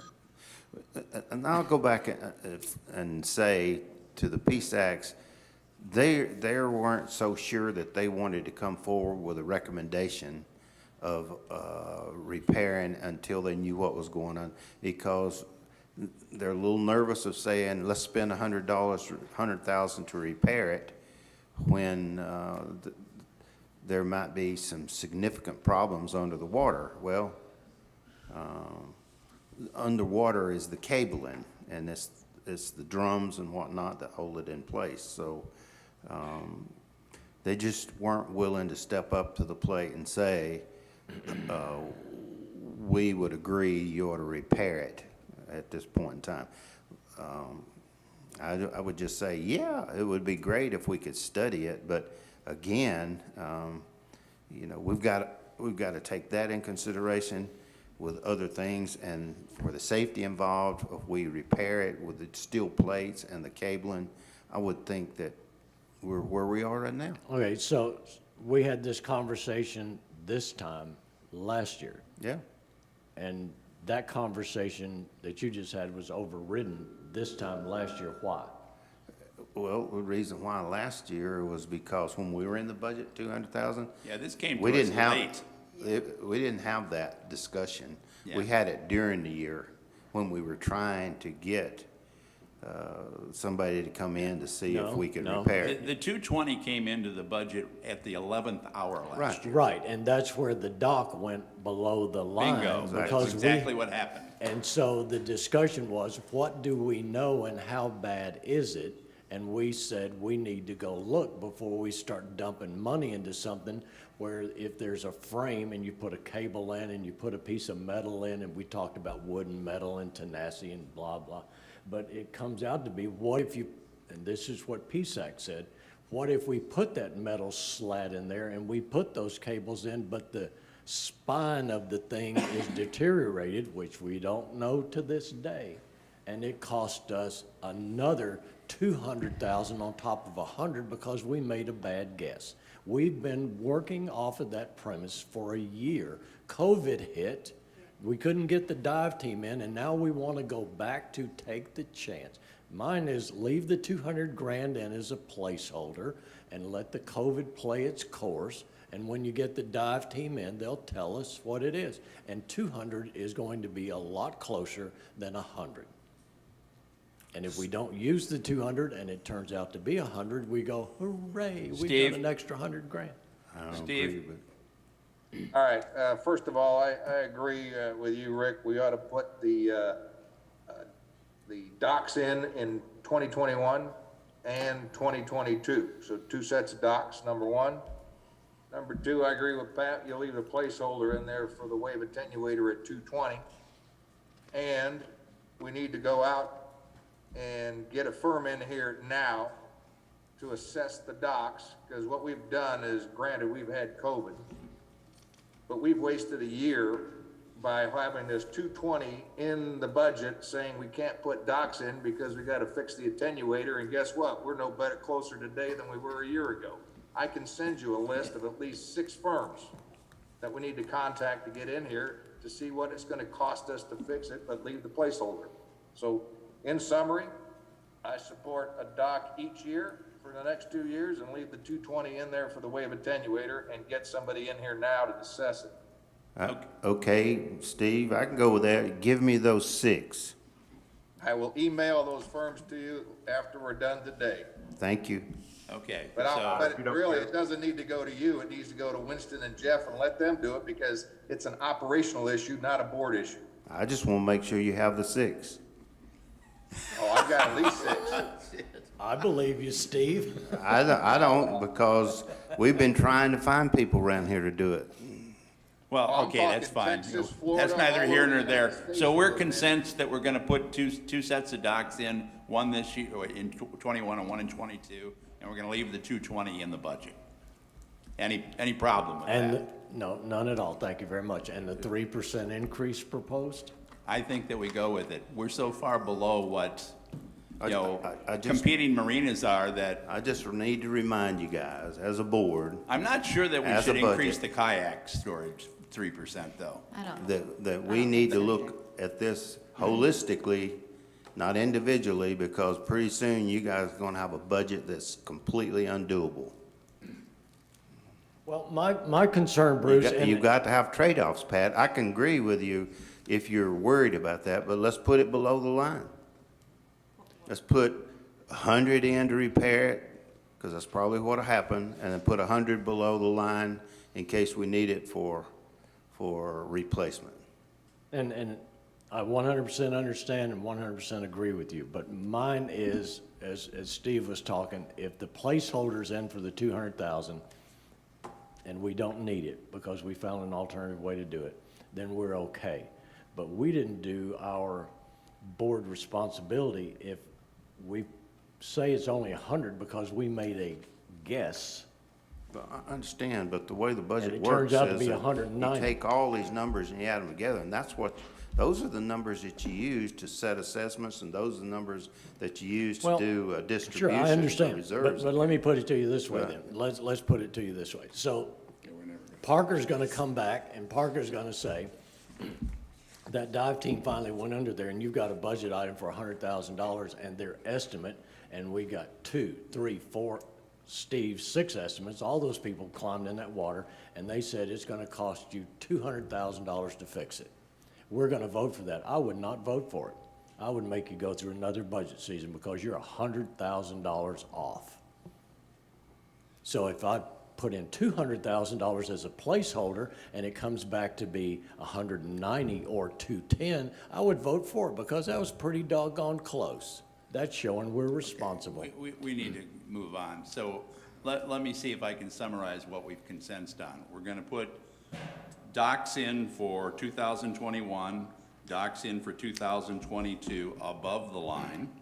We're going to leave the 220 in as a placeholder until we figure out what we're gonna do with the wave attenuator. And I favor, the 3% increase for the boat Well, slips. I would- But, let me finish. Go ahead. But I would not apply the 3% to the kayak storage. I would ask and add on to that, since we're gonna have another review, show me why we needed 3% out of the people leasing the slips and is generating positive revenue. Show me why. I agree with that because we have continually raised user fees higher than the rate of inflation, raised assessments higher, significantly higher than the rate of inflation, and we've asked to have a budget assumption of a 2% inflation, and so it feels to me like, how hard can it be? If we're raising all of our sources of revenue at higher than the rate of inflation, how hard can it be to get this budget in line? And so to continually increase that fee for the dock users, and especially when, in your slide, you stated that the general population is not funding the docks, but the dock users are funding the general fund. It's the pay to play, yes. Additionally. So that said, I mean, I would agree. I'd like to see justification of why we have to raise the Well, fine, we'll the just rate on we can the- just on the leave the boat slips. 3% in, and the justification can come forward in the next meeting. I would just like to pile on a little bit with what Bruce was saying. I think that, yeah, as we talk about these individual things, and we say, yeah, we need them, so let's add them to the budget. But at the very end, we need to look at our total budget and say, does this make sense? Because we are spending a lot of money, and the capital budget requests in here now are, I don't remember what the number was, over $3 million though, for 2021. So we need to be looking at what should that number be, and then do a prioritization. We can't just have everything in. I think this is good discussion, but in the end, we may have to do some prioritization. Yeah, you're right, absolutely. Marty. I understand that. Gotta look at And it I think we have holistically. to remember that when we consider things that are unbudgeted throughout the year, because we had that situation come up this year where we approved quite a few things that were unbudgeted, while we made other people wait for things that we shoved below the line in the budget process. So I think that it's really important for us when we say, okay, yeah, well, we want a TrackMan, for the golf department. It's unbudgeted, we're gonna spend that money, but how about we revisit what got pushed below the line because we thought we didn't have the money for it? If we have the money for that, then we probably had the money for Well, something that keeps yeah. getting pushed below the line year after year after year after year. 2020 was a amenities that funny year people wanted. because we deferred a lot of projects. And a lot of those are in I this understand. 2021 budget. And we did that because we did not know what would happen with COVID. And in fact, we still have to deal with COVID. So, that's part of what we're dealing with right now. Got sacred cows. Yeah, Well, So- I understand. okay. I need to ask, need to ask a question, maybe of Jeff, or a question of clarification. The placeholder we had below the line for the 11 by 24 foot slips at Tenasseee was 180,000. Now, Pat, you said you bumped that up to 190 just for a little bit of wiggle room. Whether it's 180 or 190, that's not all that significant an issue. But in the next year, 22, we show below the line, both at Kahidi and Tenasseee, 244,000, almost 245. And I don't know why, the first set cost 180 and the next sets cost 245. As So I are there more recall, slips, or what's to the put deal? the second set into Tenasseee, we have to move the breakwater. Is that true, Jeff? That is correct. And so that's the extra expense. Okay, what about at Kahidi? Well, that I can't there's answer. another issue at Katy. Somebody, in our great wisdom, we put that placeholder in and identified Katy. But the Marina Advisory Committee has got to go back and look at this waiting list. And that waiting list has got to identify where you are. So if you've got 15 people up here in Loudoun County They won't go down there. that won't go down there. but There are you've got- quite a few but people you've got renting slips in 35 Kahidi down that live there. in Loudoun County. Yeah, well, if you've got 35 on the waiting list from Monroe County, then obviously the slip is going in there, and that's what it's gonna depend on. Well, which is it? Because, I mean, the wait list exists right now. Surely we know where these people live. Absolutely. Well, and the fact is, there will be some shuffling, because if you build the docks and there are people on the wait list from both counties, there may be some people from Loudoun County who are currently renting a slip in Monroe County that would like to switch. And Yeah, then there and are you- and people you- on the waiting list in Monroe County who will take their spots. And all of that's So gotta there will be be a little bit determined. of a Tetris puzzle. Because you also have a transfer list as well, so. Okay, so that, but there was some justification, for that higher figure, 245,000. Well, if you roughly, remember- At Tenasseee, but is that comparable number at Now, Kahidi? if you remember last year, Heard the that original justification. request was in the range of a 44, 46 slip dock, which was comparable to R or Q or whatever the number is there. And then it went back to the finance committee, then it came back to the board. And if you recall, it then became a 68 slip dock, which was for millions of dollars, and everybody threw up our hands. And then you went back, and it was actually a 32 slip dock. The one that's in there for Kahidi now might not have got changed down from a smaller, I don't know. But we'll look at it and get you the number. Okay, so, I mean, that's really what I need to know. I would put it in, I'll I'd put it in, above the line. I just need to know how many dollars, and. I'd put it in and for the what- same one you're putting in this year, what because we're they talking- won't be above 32 slips. So 180,000 each year? Yeah, I would. Be my suggestion. well, you might want to Just, ratchet it make up a sure you couple understand. percent. That was we got 190. elevation and Kahidi on the 190. Okay, let's backside. move on. We do have slips available. I think we beat that We one have to to put death. a lot of infrastructure. Thank you for the time, Mr. President. You're quite welcome. That was a lengthy 2 minutes. So Now, when you, did I, excuse me, in mine in 2 minutes. did I understand we're leaving the 3% increase in? Yes, for now. With the justification on justification. why we have to have the 3% from a amenity that's producing cash revenue. From what I've seen, Positive. it appears as if we go up on these kayak things, that we may have a bunch of vacant kayak slips. Yeah, That's possible. I wasn't suggesting we increase the kayak storage. I think we may be at a logical limit for that one. Do we have a wait list for kayaks now? I don't know. I Yeah. don't know either. I mean, I think they're full. You know, everything's full, personal watercraft, kayak, Everything's everything's full, but I can't give you a specific number on how many for kayaks, but I can get it back for you, because it's on their monthly Marine Advisory Committee report. And I'd point out that 3% on a kayak slip is about $10 or $11 for the year, so it's not Okay, roll it. more symbolic than it is So economic. when you say moving on, are we going to move down to, there's a line item about the jet ski slips, and then for the paving the dock entrance road and parking lot at Kahidi? Is it time to talk about that yet, or no? Well, yeah, I guess. You know, this would be the spot to do it. Okay. Well, then so- I'm Go sorry, ahead. go. No, Well, then to me, that gets back into the, you know, we're paying for the docks and it's not out of the dock reserve, and it's the insurance and all this coming from somewhere else. My proposal would be to just take that cash money you're taking from the slip leases and put it all in dock reserves. That way you can keep up with it. Pay for the parking lot or whatever you need if you well, don't, if here's you the don't thing have the about, money. wait, before we start paying for the parking lot, I would actually like to look at the idea of not paving that parking lot, because, first of all, I don't really think there's a need to pave it. And secondly, if anything ever gets developed there, it's gonna get jackhammered up, so it's like lighting money on fire. Yeah, you're So I'd really rather not do that. So what I propose is, you've had this boat launch down here pulled below the line for at least the last 4 years, and I don't know how much longer than that. And that would be a real asset to the community to have that. So if you just say, okay, we're not gonna pave the dock entrance road and parking lot, and take that $70,000, then you can apply $10,000 to repair the road. There's about 100 feet of road there that needs to be repaired. Somebody on the PSAC committee suggested we could probably do that for less than $10,000. So we put $10,000 in there for that. Now that now that the launch has been deferred for so many years, we're gonna have to add some money to that, so it's probably gonna be a good $20,000 to put that in.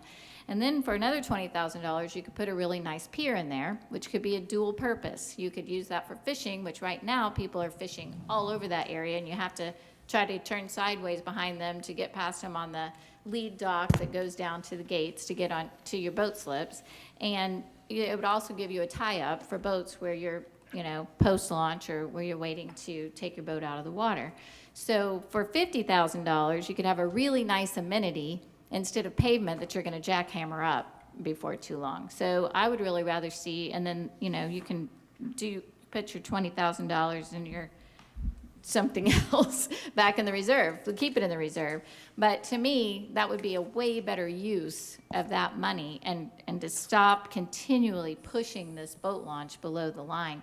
The people in that community really want and need that. And it's quite an inconvenience right now not having that for that community.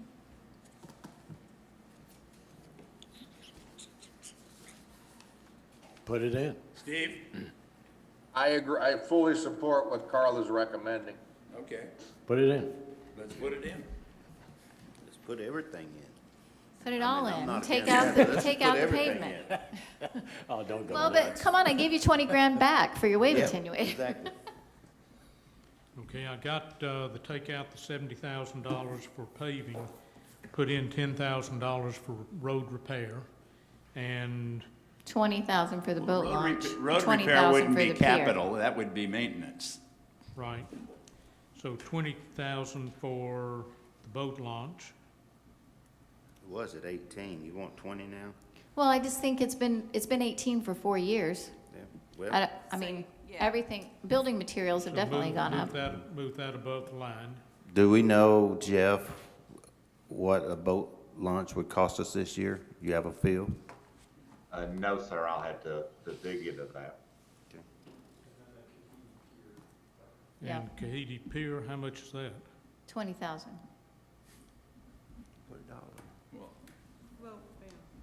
Is that something we need to do next year? Well, I think the thing about it is, if you build a boat launch without anything, then it's kind of a situation where you're gonna have, where are they gonna go? So Well, you put the boat in the water, If you look at the and now boat the driver of launches, the trailer has to go get in the boat. if you look at the boat launches here in Loudoun County, those are just floaters. That's fine, whatever it needs to be, but, I mean, if we're, I mean, It's basically a tie-up. that's fine, I just think that, I mean, right now, you've got a situation where that area is Yeah. used a lot for that purpose, so, I don't mean, think that's $20,000. whatever it is, I'm still So- talking about So spending Parker, less money we than we need to have in the budget. understand from Jeff what it would cost to emulate what they do at Clear Creek or the other one. Yeah. Poplar Springs. Okay, if, Jeff, if you and your folks can get me a number quickly, we'll build that in between now and Finance Committee review. Yes, sir. Okay, thank you. Now we can move on, right? Yeah, I think I'd already Okay. moved to the last slide. And, okay, so as it stood coming into this meeting, the total capital all departments was $3,349,000. There was $290,000 identified in red as discretionary assets and a little over $3 million of replacement capital or capital required to run the village. And Parker, of the $3 million, how much of that is carry forward that would have been done this year but for COVID? Well, I don't have that number right. I mean, I'd like to see that I know there number. is some, but I don't have that. Because off we the had top. projects that we basically didn't do this year. I think the majority of that, though, was done, a lot of it, because of the roads. We did we didn't stop I know we that. did the roads, Yeah. yes. Yeah, I understand that. And the sewer and the water, so I don't know what else. Well, was it's not done. like those are discretionary. Yep. I'll try to get a number Okay. better defined by next Friday. Okay, so let's go to this. This is just the bottom of that last slide, but it's enlarged a bit so we can tell kind of what's changed from last week to this. So the water meter replacements, last week we had $97,000. That was at 30 meters per month. That's now bumped up to 122,000, so we've added 24,000. Water system improvements dropped from 1.2 million down to 300, so a reduction of 900,000. Of course, we put another 300 in the second year. Grapple truck for brush pickup was in the budget run last week. We're likely going to do that this year, so that gets pulled out. And trucks for new ACC staff had been at 100. That is now pulled out, so a change of 100. Now, that is one point. If we build in, an addition of another person at mid-year and another person in the fourth quarter, we need to add 2 trucks back, Or two somethings. or 2 vehicles back. Yeah. I favor Fisher-Price vehicles. Mopeds, how about a moped? Maybe they could borrow a Moped. Finn cycle from Kahidi. I'm getting Well, slap happy, I Okay, apologize. seriously, we do need to put, Raincoat? we do need to put some budget money in for vehicles in second half of the year. Okay. So, another key, point that I like to highlight is the percentage of the capital plan that is for replacements or renovations or requirements just to run the village. Almost always is over 90% of our capital plan now. I mean, 2019 being the exception, and even that one of those was a replacement for a 30-some-year-old clubhouse. But year in, year out, the vast majority of our capital plan is for capital replacements. And no different this year, over 90% of the capital plan would be for replacements, renovations are required to run the village. There is a balance of sorts between reserve funding and operating cash. So the numbers a week ago was just a little over 50% reserves, less than 50% op cash.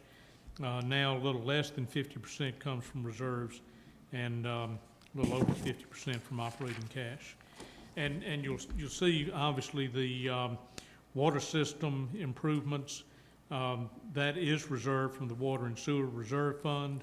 The grapple truck and trucks for ACC staff is out of operating cash. So you can see the impacts on that. Whoa.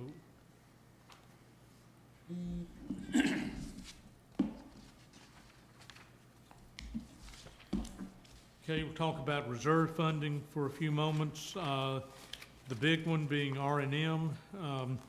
We are beginning at what I'm estimating to be a little over $2 million balance in that reserve at the beginning of next year. New money going in at the current funding rates. That's all the way down toward the bottom of this page. 2.3 million going toward 2.4. Well, it is right at 2.4 if you count interest accruals.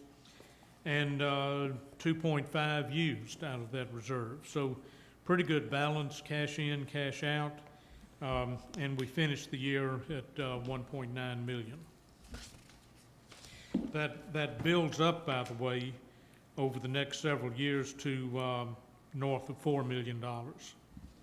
And that is one of our stated goals, is to rebuild that reserve fund, all reserve funds, but that one especially. The amenity reserve, I'm estimating to start the year a little over 200,000, add 100 to it. At the moment, there are no demands on that reserve in 21. You start seeing some placeholders in the 22, 3, and 4 years. So we would end the year at a little over 317. Water and sewer reserve, I'm estimating we'll begin the year at 1.7 Parker, million. just go back a minute. Sure. Back one Under slide. amenity capital projects, and these are on the out years, you've got covered carts, facility design, and construction of 420,000. What are those? They would be covered racket courts, pickleball for the most part. Those And are, admitted those are some not of gonna that- be funded by the POA, they're gonna be funded out of the Thomas Teleco. Okay, yes, that's the hope and the plan. I mean, I can certainly pull that out if the board chooses to do so. Yeah, I don't know that I'd leave them in at this point. Pull them out. Yeah, because if we don't collect the If money, we're we're not planning not to spend it. Right.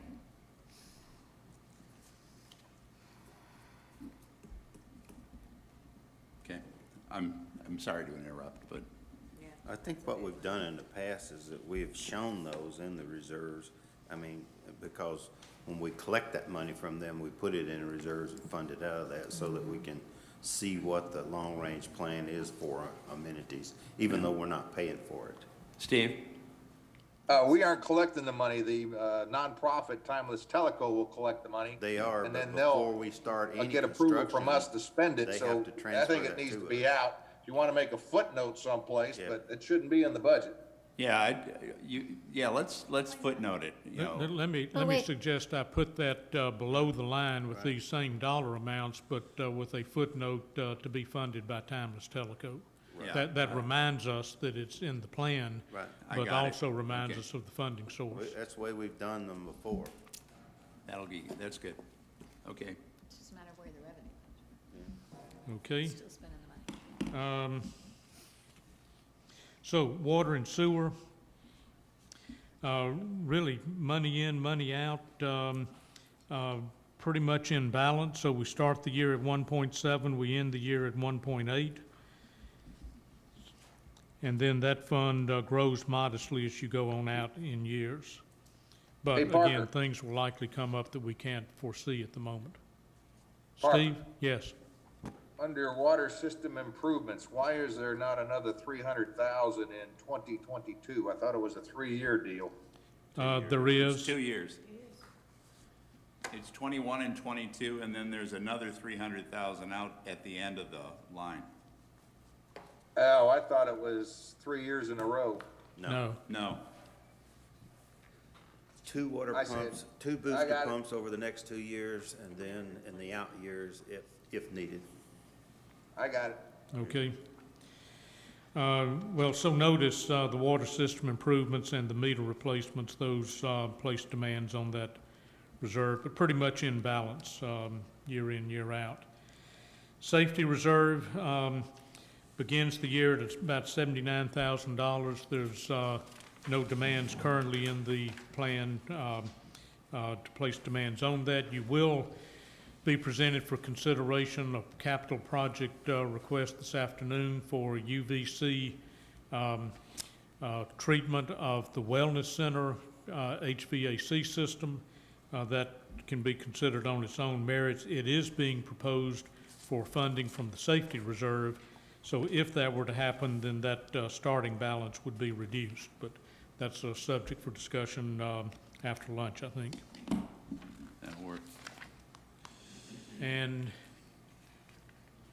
I'm sorry, Parker, I was looking at the safety reserve, and last year we budgeted 18,500 or something to be used out of that. And apparently we didn't use it because the starting balance this year is basically the same as the ending yeah, balance last year. that was to replace the door, in my recollection, at Chota Rec with an automatic door. And I think that came in below the capitalization threshold, so we didn't spend as much as we had budgeted. And I think the other part of that was the Golden Gate at The the entrance gate, Kahidi pool, and that hasn't been done either. Okay, so are we gonna still keep it in the budget to come out of there this year? Or is he not gonna build the gate? I don't think well, the door at Chota, I think, has already been done. Right. Somebody correct me if I'm But wrong. the gate at Kahidi, I thought was kind of a safety, not only a safety issue, but also it was going to It's a be used control for issue. controlling membership entrance. Is It's that not in now there not right gonna now happen? unless we add it back. I don't think Simon is online right now to Yeah, speak that to wasn't, that. that wasn't in Simon's budget proposals. So it was just in there last year, didn't happen, disappeared. We're I not, guess. we're not ever Well, gonna worry yeah, about putting that gate in? Let's get with Simon and make sure he didn't overlook that. Yeah, Yeah, that I'd is for like to, area? yeah. Okay, Because they don't have staff out there, and No so he lifeguard, was, no right, staff. right. So he was looking at it, both from a financial and a safety. Okay, I'll get with Simon and ask that question. Okay, so dock reserves, let's talk about docks again. Beginning balance estimated for the start of the year, 251,000. 220 earmarked for wave attenuate or something or other at times yet to be determined. Fuel management system, 16,000. New funding going in of 164. Dock ending balance, 182. Conveniently, that's just enough to build a $180,000 dock. Now, if we do indeed do that, I do have a monthly cash timing issue, but I'll deal with that off to the side. Well, and this also depends on you leaving the 220,000 to be paid out of dock reserves instead of being paid as a Maintenance. maintenance from, Which is where it should be. because disagree with that. I don't, well, I don't think it's totally docked, because the docks are actually an asset of Tellico Village. We're protecting those docks. We're as protecting a- boats as much as anything. Well, the boats are gonna sit there, and like mine, shoreline. broke loose and floated out across the lake. The whole dock did, it just swung out. So we're protecting the asset of that dock with that wave attenuator is what we're doing. And we're also protecting the docks themselves and the boats. And we're also protecting the assets of our yacht club, bank erosion, Tenacity bank erosion, if you want to bring that in, and throw in as a bonus the property owners that live on the backside of those wave attenuators. So are you going to saddle all of this with the slip leases, or are you going to say, it's 50-50, 60-40, or all of POA? I don't know, but I don't agree with it all going to the dock leases. Especially considering that 70% of that revenue goes into the general fund. Oh, When yeah. you look at it that way, it looks like, why If we're gonna start playing not? this game, then you're gonna start charging docks for their portion of the paving lot. Love and to, all that love stuff. to. The money's there. Yeah. I can prove it's there. Well, let's prove it. And, Hang on. okay, Okay. and we can do it this way then. 100% I see you, Steve. of the slips go to the dock reserves. Right now, this 220 and 16 and 236 and 12 and 22 is funded out of a 30% allocation, not a 100% allocation. Let me just say, we would not need this wave attenuator if we didn't have those other docks. You don't need a for wave those boats. attenuator if you don't have boats. That's true. Let's If get you rid of don't the have a boats. shoreline, or Okay, if you don't okay. have a yacht club. Steve, you had a comment?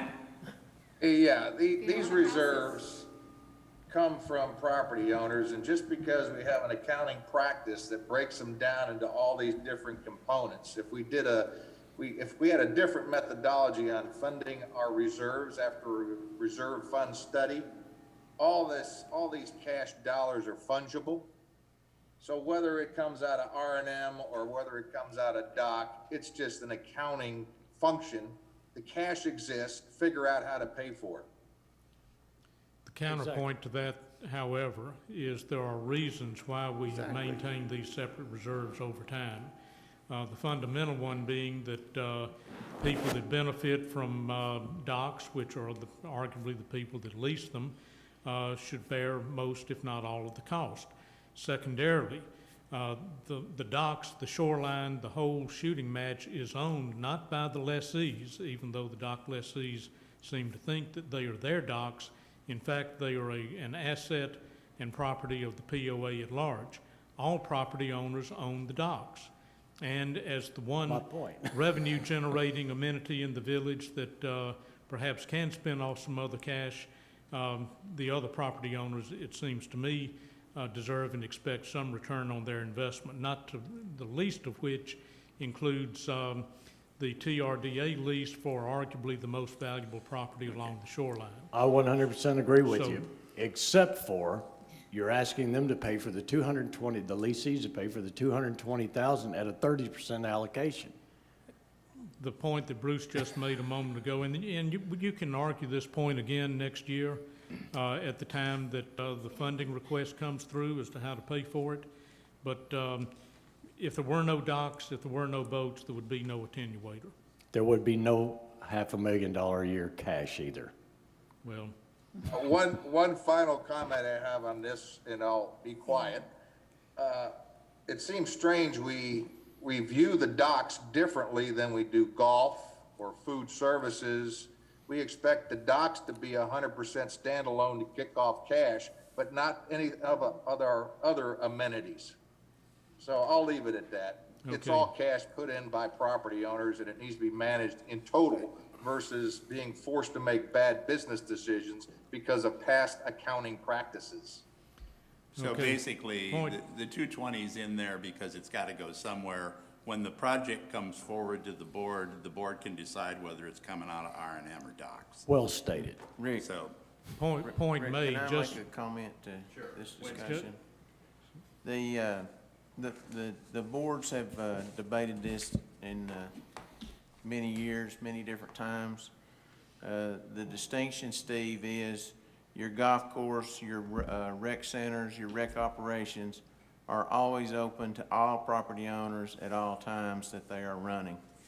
When docks are leased, they are now private assets. I mean, they're private use functions of the leasee for that year. They have basically tied up that asset for that lease period of time. And they also have a habit of staying in those lease habits because the price of the docks are cheaper and more convenient than storage. So there has been a difference in the way they're accounted, and there has been a distinction in past boards in the way that the docks are viewed because the term was used private amenity versus the other amenities.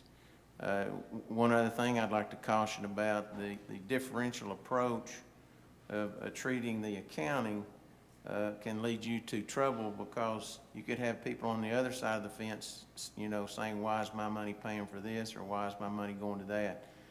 I want to remind the board, the association is one entity. It is one big operation. It has its symbiotic approaches to various operations. And when it's been woven over the last 35 years and has worked pretty well in the past. We would not have built a wave attenuator had there not been docks.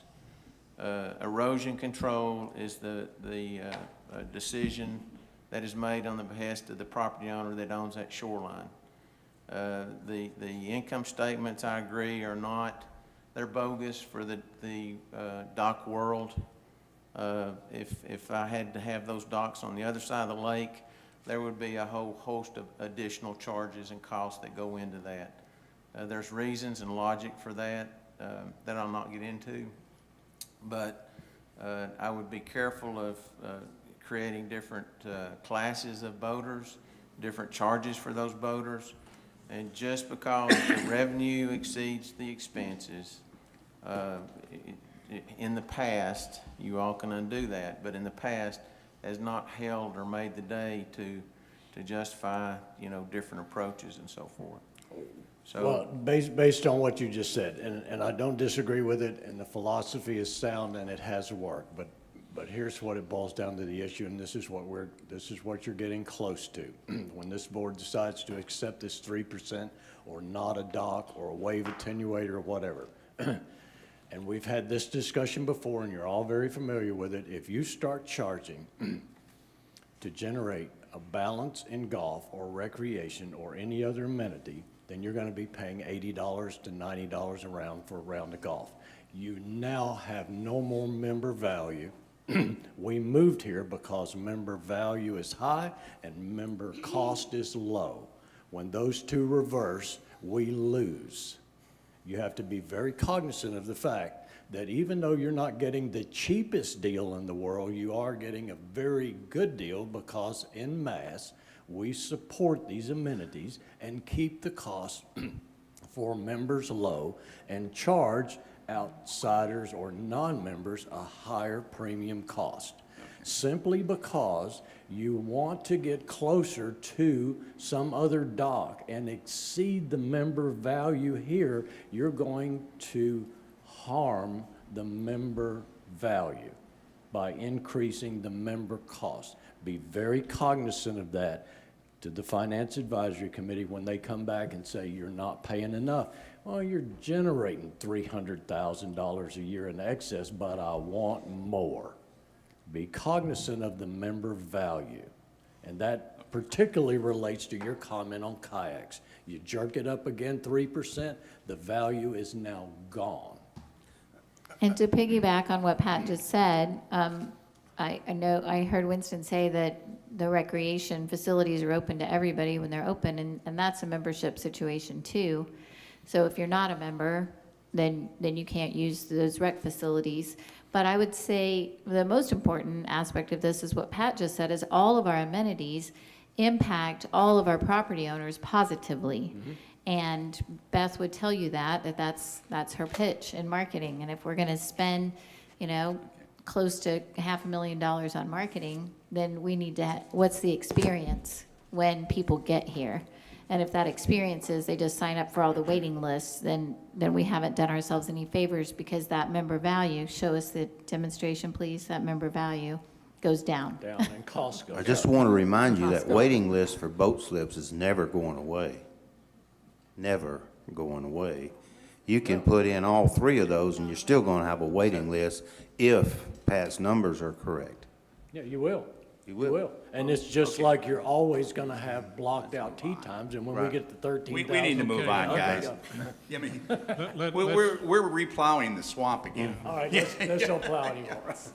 I can't leave the subject of reserves, though, without one last comment, and it deals with water and Or sewer. you've just got to go right back into the I swamp just with your can't plow. help myself. The reason we have a water and sewer reserve fund is so that water and sewer customers pay all of the operating costs and all of the capital costs to maintain the system, and not be subsidized by non-resident property owners, i.e. lot owners, to support the water and sewer system. So for that reason, and that's the other biggest reserve fund in addition to R&M.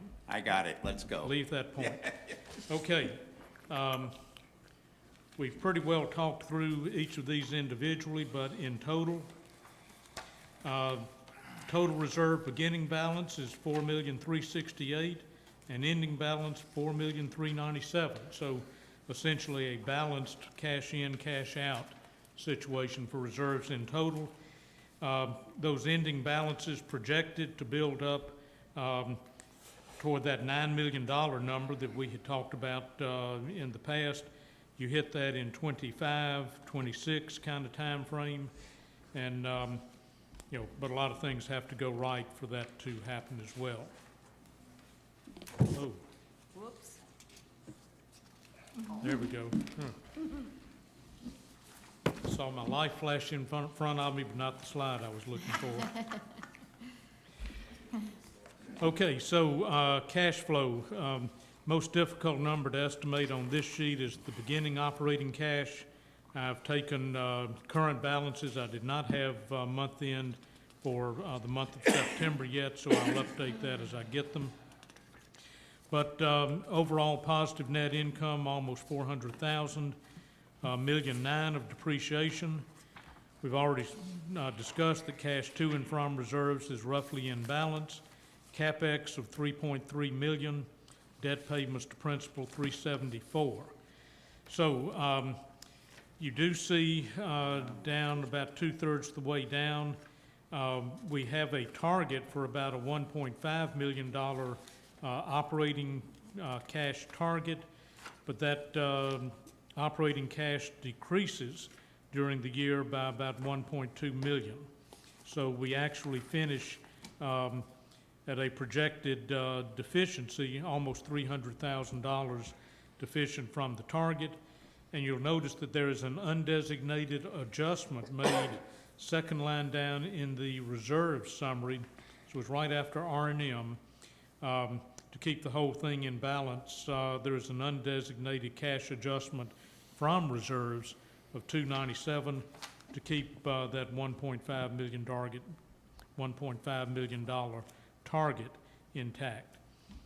All that said, though, total cash $5.6 million in round numbers. That's a pretty healthy level for this time, given everything that we have spent in 2019, 20, and projected for 21. So I actually feel pretty good about where we finish in terms of total cash. And then you see those numbers projected to increase over the next couple of years. The debt schedule, that has been corrected. There was a cell reference error in the Welcome Center in the 2020 numbers. Those have now been corrected so that the ending balance for each year becomes the starting balance for the following year. not a huge change, but the P&I payments, those numbers were incorrect. They have now been fixed. And the rest of the numbers, I think, were pretty much correct. Okay, so we're going to move on to, this is what it takes to run the village stacked bar chart. Bruce had asked for that last year. The board seemed to find that beneficial, and so we have done that yet again for this year and beyond. And I'm going to ask Kevin Ellsworth to come and walk us through the next 4 slides.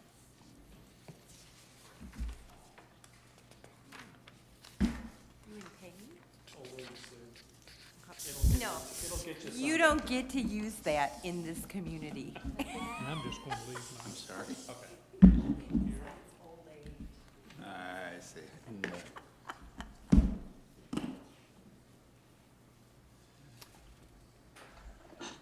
Thanks, Parker. And of course, I'm trying to find my, Parker, do you have the hard copy of that? You can borrow mine if you need it. Pass this on to him. Here. Hand it to him. Thanks, Beth.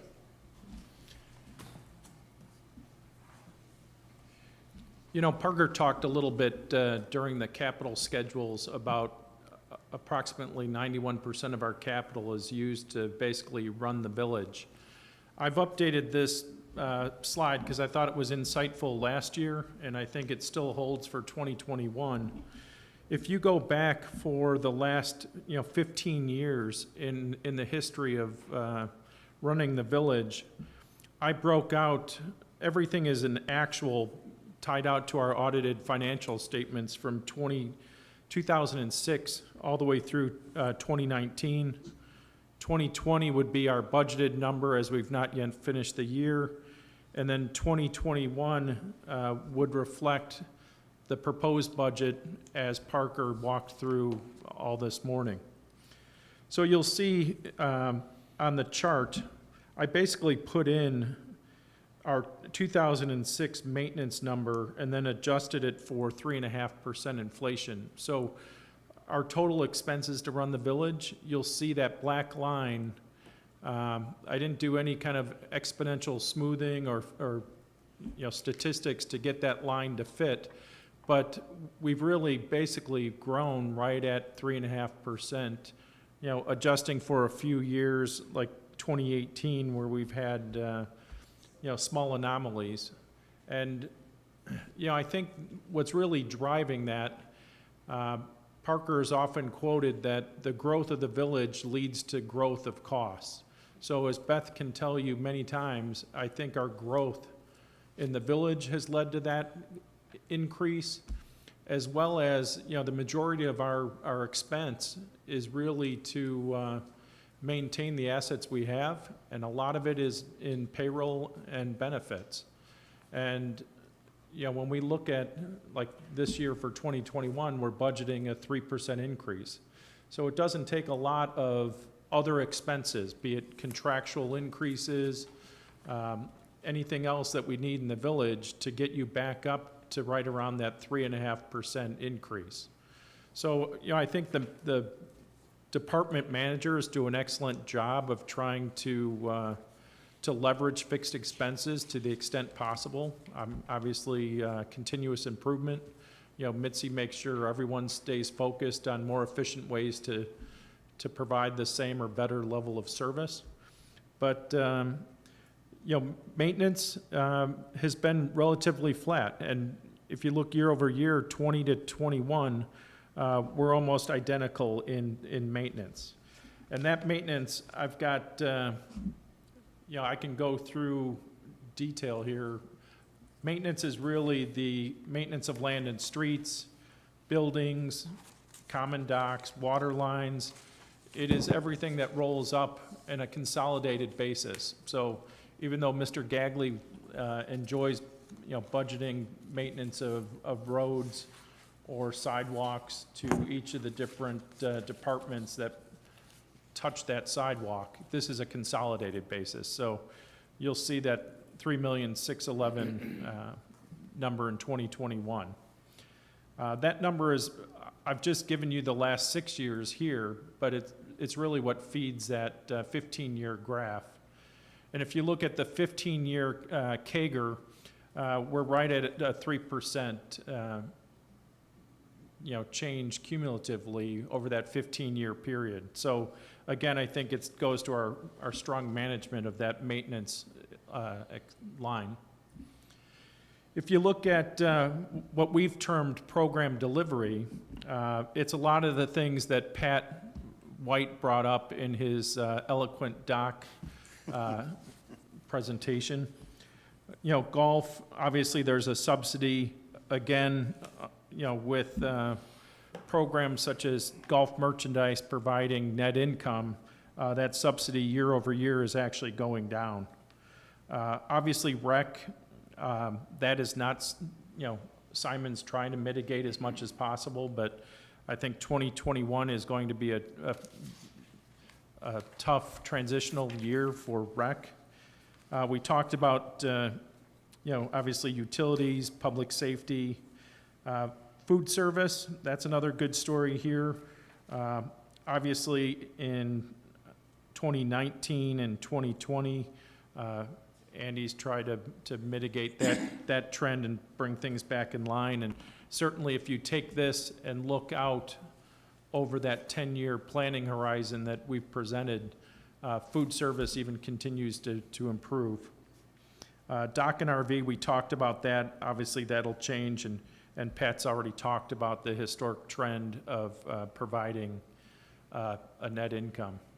So the thing I want to kind of point out here is I've broken out maintenance as a separate expense line just because I'm including it up in the consolidated numbers up above, so not to double count there.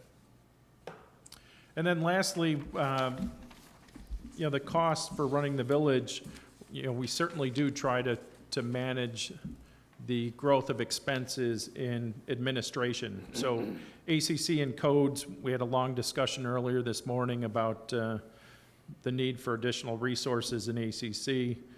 Obviously admin, which is the CEO, accounting, billing, that we continue to try to get leverage while we're still making investments in IT and technology and trying to get our systems up to par. So again, I just want to bring this all back to this 15-year historical trend. One thing that Bruce, I know, has wanted to bring up every year, this is really what it takes to run the village. I think we've got so far a pretty good, responsible draft of the budget for you to consider. As you consider what strategic initiatives you want us to dial in, we can certainly do that, but any questions on this? What I'd like to see is, now that you've done this, I'd like to see it in advance next year so that you make your projection based on what the departments have done so that we could see, here's what it takes the village and this is what they're estimating this year. And oh, by the way, it's out of the normal. So explain to us why you're out of the normal so that we can see the factors that drove it and we can make decisions. Yep.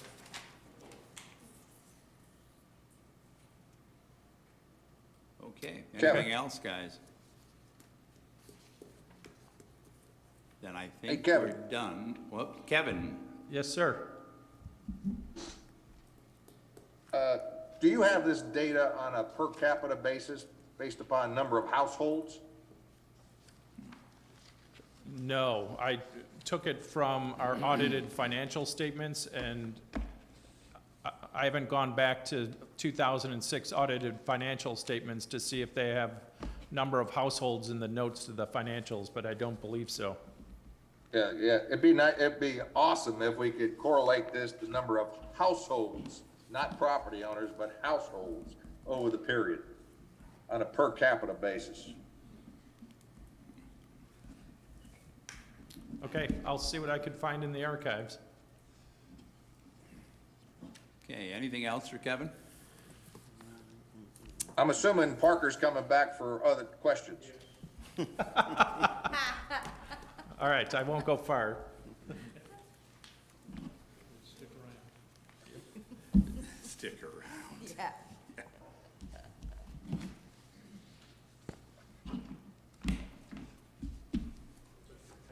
Took my pen. You may want to watch that. Okay, let's go. You want me to start? Yep, go for it. All right, first one, the NFI assumptions, which all these numbers should be based upon. When will we see the assumptions that you used to put this together? Because I don't see an updated presentation here, like number of paying parcels, how many houses are going to be built, et cetera, et cetera. We had that in last Wednesday's presentation. There've been no changes to that other than there would be changes to the head count numbers based on the discussion we had today about ACC. Okay, so then the question I've got for you is with the marketing budget and presentation, where 2021 is going to be the strongest year in history, why in fact would we be dropping the number of homes being permitted to be issued in 2021 versus what we are experiencing today or what we had in the 2020 budget? We always err on the side of conservatism there, Steve. I mean, we can bump that up, but, you know, in the interest of not counting on money until you see it, we've tended to be on the conservative side in terms of new housing permits, well, and also miscellaneous permits, but particularly new housing permits. And, Yeah, I and understand, also, but it appears- probably on the conservative side in terms of POA lot sales. I mean, Beth has beat the lot sales budget, she's beat the housing starts budget. At some point, that will have to taper off because we'll run out of property, you know, desirable property. But it hasn't slowed down yet, even in the face of COVID. In fact, you could even argue that Tellico Village becomes even more attractive as a destination, you know, for folks that are retiring from the Northeast. But Exactly, and it appears what happened was you based this current 10-year budget on the assumptions we placed last year versus sitting back and recasting the 10-year assumptions and then building your budget. So I'd be interested to see a printout of what you now have for your current NFIs so I can take a look at them. And I think the board needs to take a look at them. I think we're playing way too conservative on some of your base assumptions. we'll update that schedule by FAC meeting on Friday. Refresh my Okay, memory. thank you. What did you put in 2021 for housing starts? 120. 120? We talked about it going Yeah. up, didn't we? Yeah. Yeah. Versus, it just doesn't Well- jive with what Beth's marketing expectations are for 2021. We ought to have a realistic budget. All right, next item. I think we should visit Under that the after Cocoa Food November Service, 4th. the rent supposed to be paid to us by all was missing. It was supposed to be updated. Did you increase, did you put in some rent for Tokwa from all? I believe we did, wasn't it 2,000? It's 2,000 a month. 2,000 a month, I think, is in there. So it is in there. Yeah, Kevin's confirmed that is indeed baked in. Okay. Next question, let's stay with food service and go to the yacht club subsidy.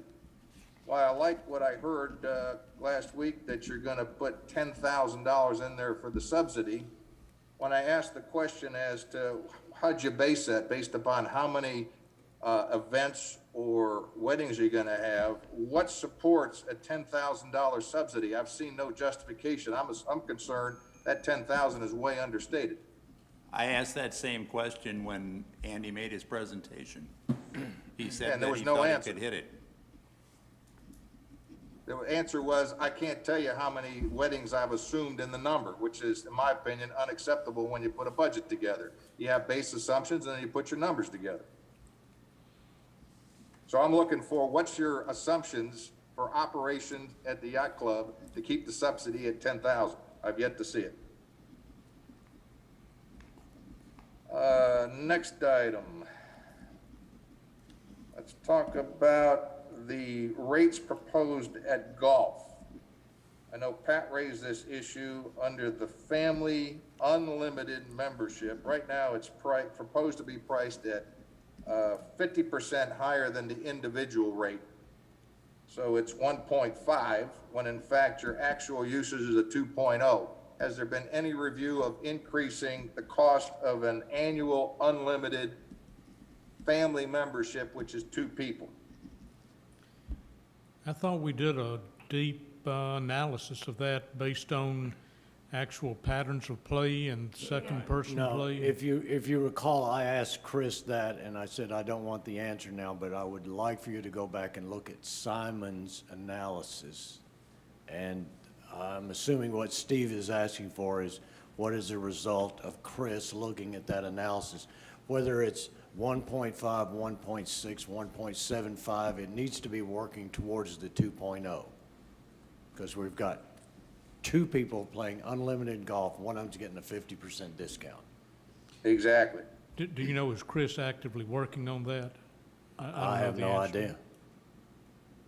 I just asked him to do it and Is he on? take a look at it. Is he on?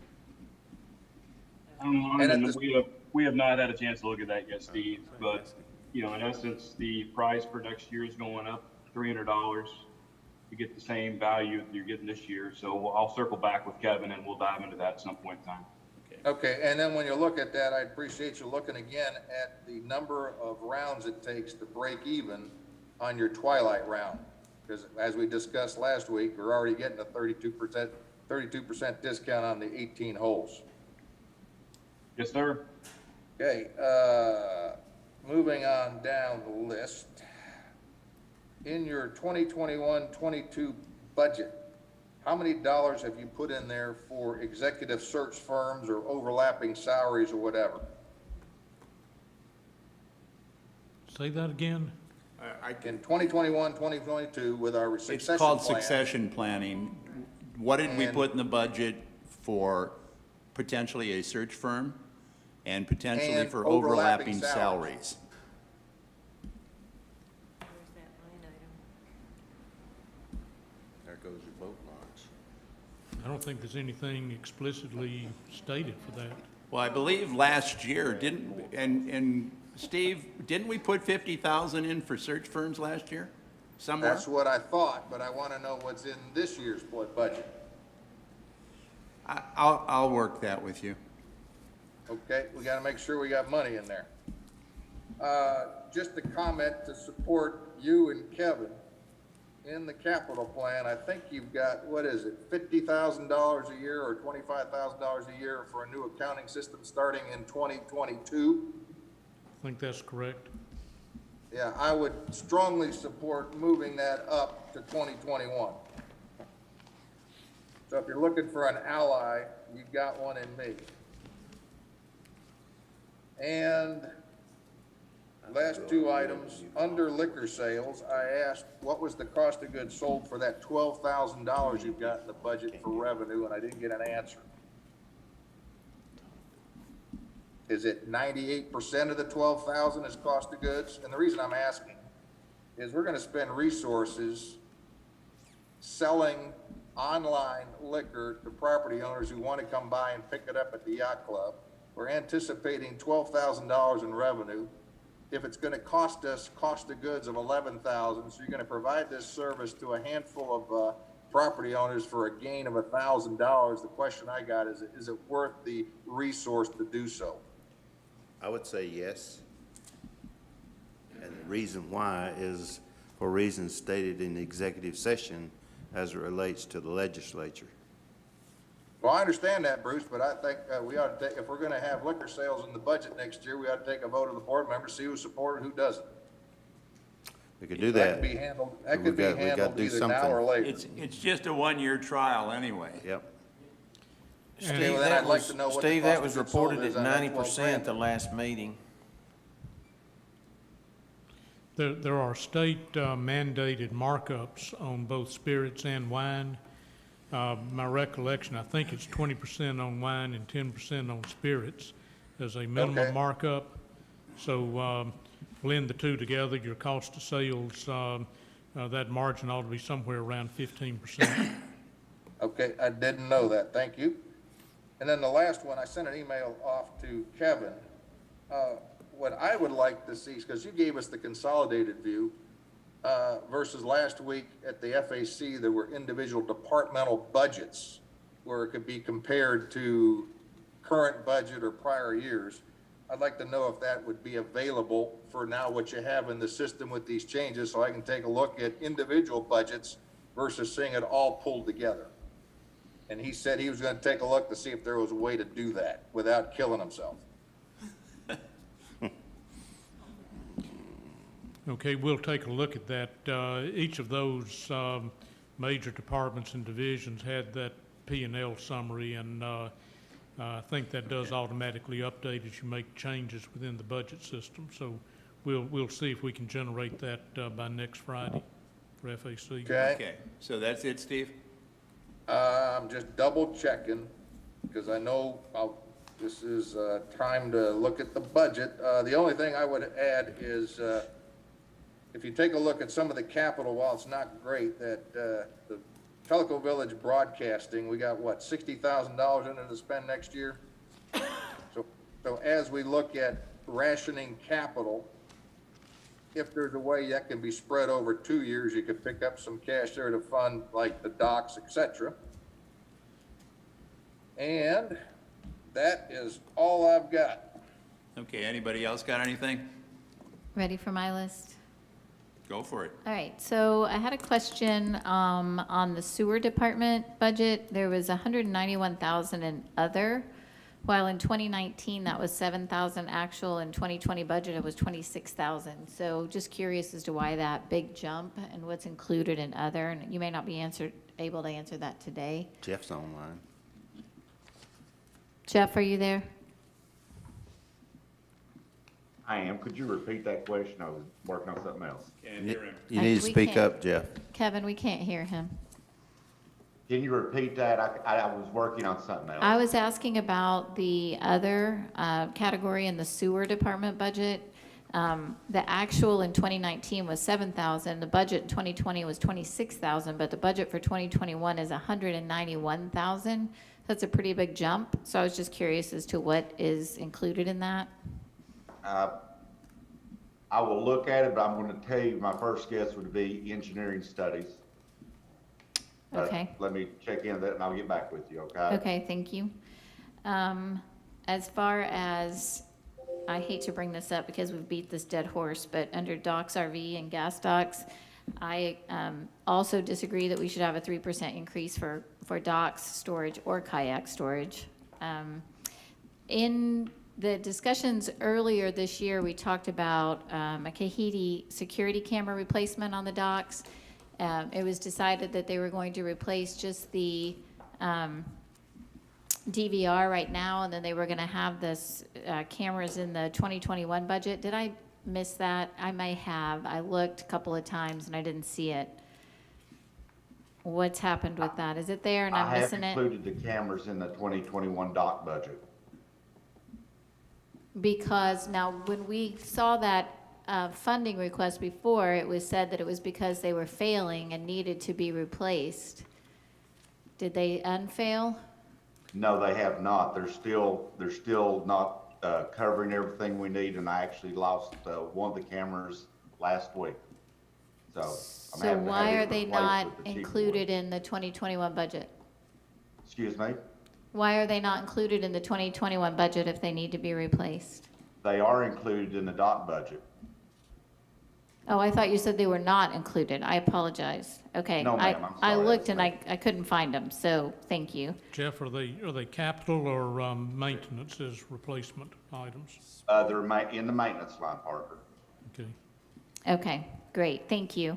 And And then, Ms. Carla, the engineering what, studies is what. okay, the then what other about is. the lighting at Tenassi and Kahiti? What, can you tell me about that a little bit? Switching over from the current type of bulbs we have to LED. Okay, perfect. Also, I would, so thank you, Jeff. Moving on to food services, I would appreciate actually seeing a separation of contracted versus POA food services, program delivery costs and revenue, if possible. I feel like, if I'm not mistaken, that's kind of all lumped together in that summary. I like to see that separated. And also, I would support an effort to raise private funds for those Toqua shades. I'm kind of having a hard time taking on the cost for that, for a facility where we don't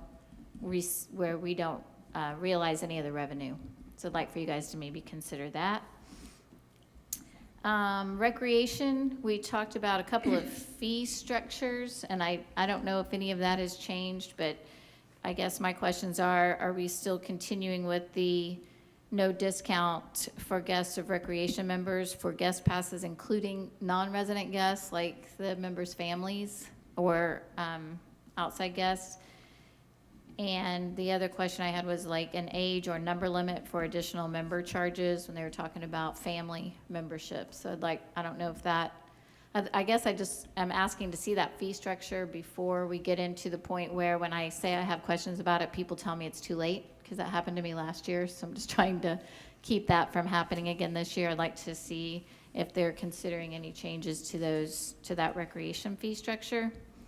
I'd also like to see, I don't know if Chris Sykes is still on the call or not, but I appreciate at least the consideration of doing an unlimited cart package for the Twilight Unlimited Golf, and a couple of reasons, not the least of which is I think there will be a lot of revenue we don't collect if everybody pays as they go, because some of those people, maybe a considerable number of those golfers, are going to go out after the golf shops are closed. And so I like the idea of collecting that money up front. And it's also a service to the golfers, because it gives them the peace of mind that they can go out after work and know that they've paid for unlimited golf, so they're not trying to, pull anything over on anybody by continuing to work full-time.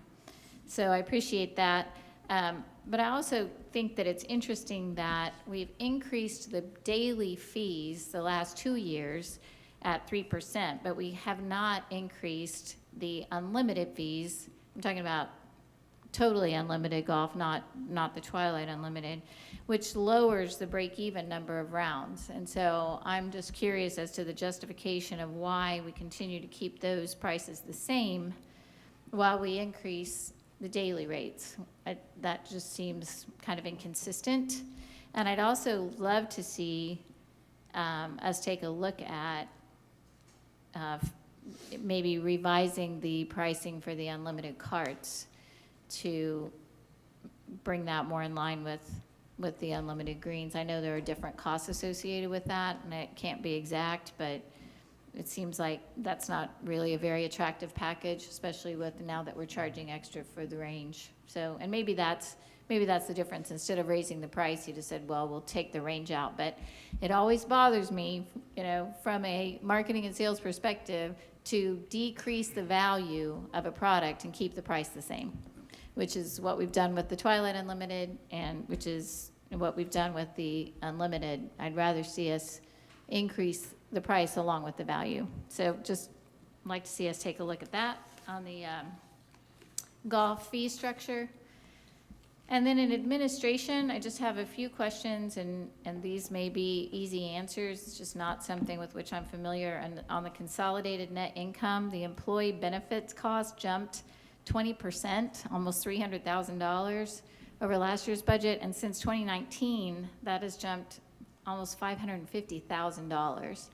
And that seems out of line with the number of headcount that we've added and how much those employee benefits are costing. So curious as to why those increases are so high. We also have large increases in total wages of almost $500,000 a year. And then there's a personnel line in addition to wages and benefits. What's included in that? Winston, do you have a quick answer, or Parker? Training's in there, all the training's in there, and all of the employee recognition programs. Perfect, okay, thank you. I just didn't know what was included in that line item. And then there's a board and committee line item, or that just the costs related to having board meetings and committee meetings and such? Yes. Yay, yes, okay, perfect. And I know that this is another dead horse that seems to have been beaten, but could you please explain in a nutshell, just high level, that bad debt expense and how it's accounted for? Because I know there's always an explanation of that, and I'm not sure I have my head wrapped around that. So can you give me a little bit of a 101 on that bad debt expense? Bad debt expense consists predominantly of two parts. It's the lost assessment revenue on lots, on property owners that do not pay their fees. And it's the accumulation of late fees, legal fees, collection expenses, that sort of thing that continues to grow over time. Our experience has been on the collections from delinquent property owners. There's sort of a hardcore number that you may as well chalk up to lost revenue. There are others that come in and go out of that mix, so people get behind on their payments. We first pursue collections on our own, then we turn them over to a collections agency or the legal process. Oftentimes that's enough to convince them of the wisdom of paying up, and they do, and they get reinstated. But then there's a piece of that probably is indeed lost forever. And the accumulation of late charges, interest, collection fees, legal expenses, much of that, I'll restate it, relatively little of that is actually collectible. So you put those two together and that becomes the bad debt expense. That's the budgeted number. When it comes time to actually report out on the audited financial statements, there was a change in accounting practices just this past year whereby you are to report only that piece of revenue that you actually expect to collect. So there's in effect a write-off or a write-down on the audited statements to not report as revenue and not report as the offsetting bad debt expense, the piece that you really don't expect to collect to begin with. Okay. That might be more than you asked for, but Well, that's the explanation. That was more than a nutshell. I might just have to That was the accept whole that it's tree what of it is. nuts. Thank you. And that's the end of my list. Anything else? Anybody got anything else? Okay, so we're going to adjourn the special session. You didn't ask.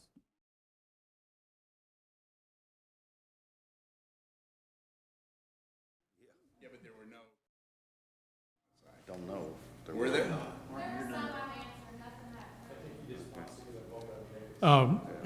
Could I make one comment? This is something I meant to mention earlier. I apologize for omitting it.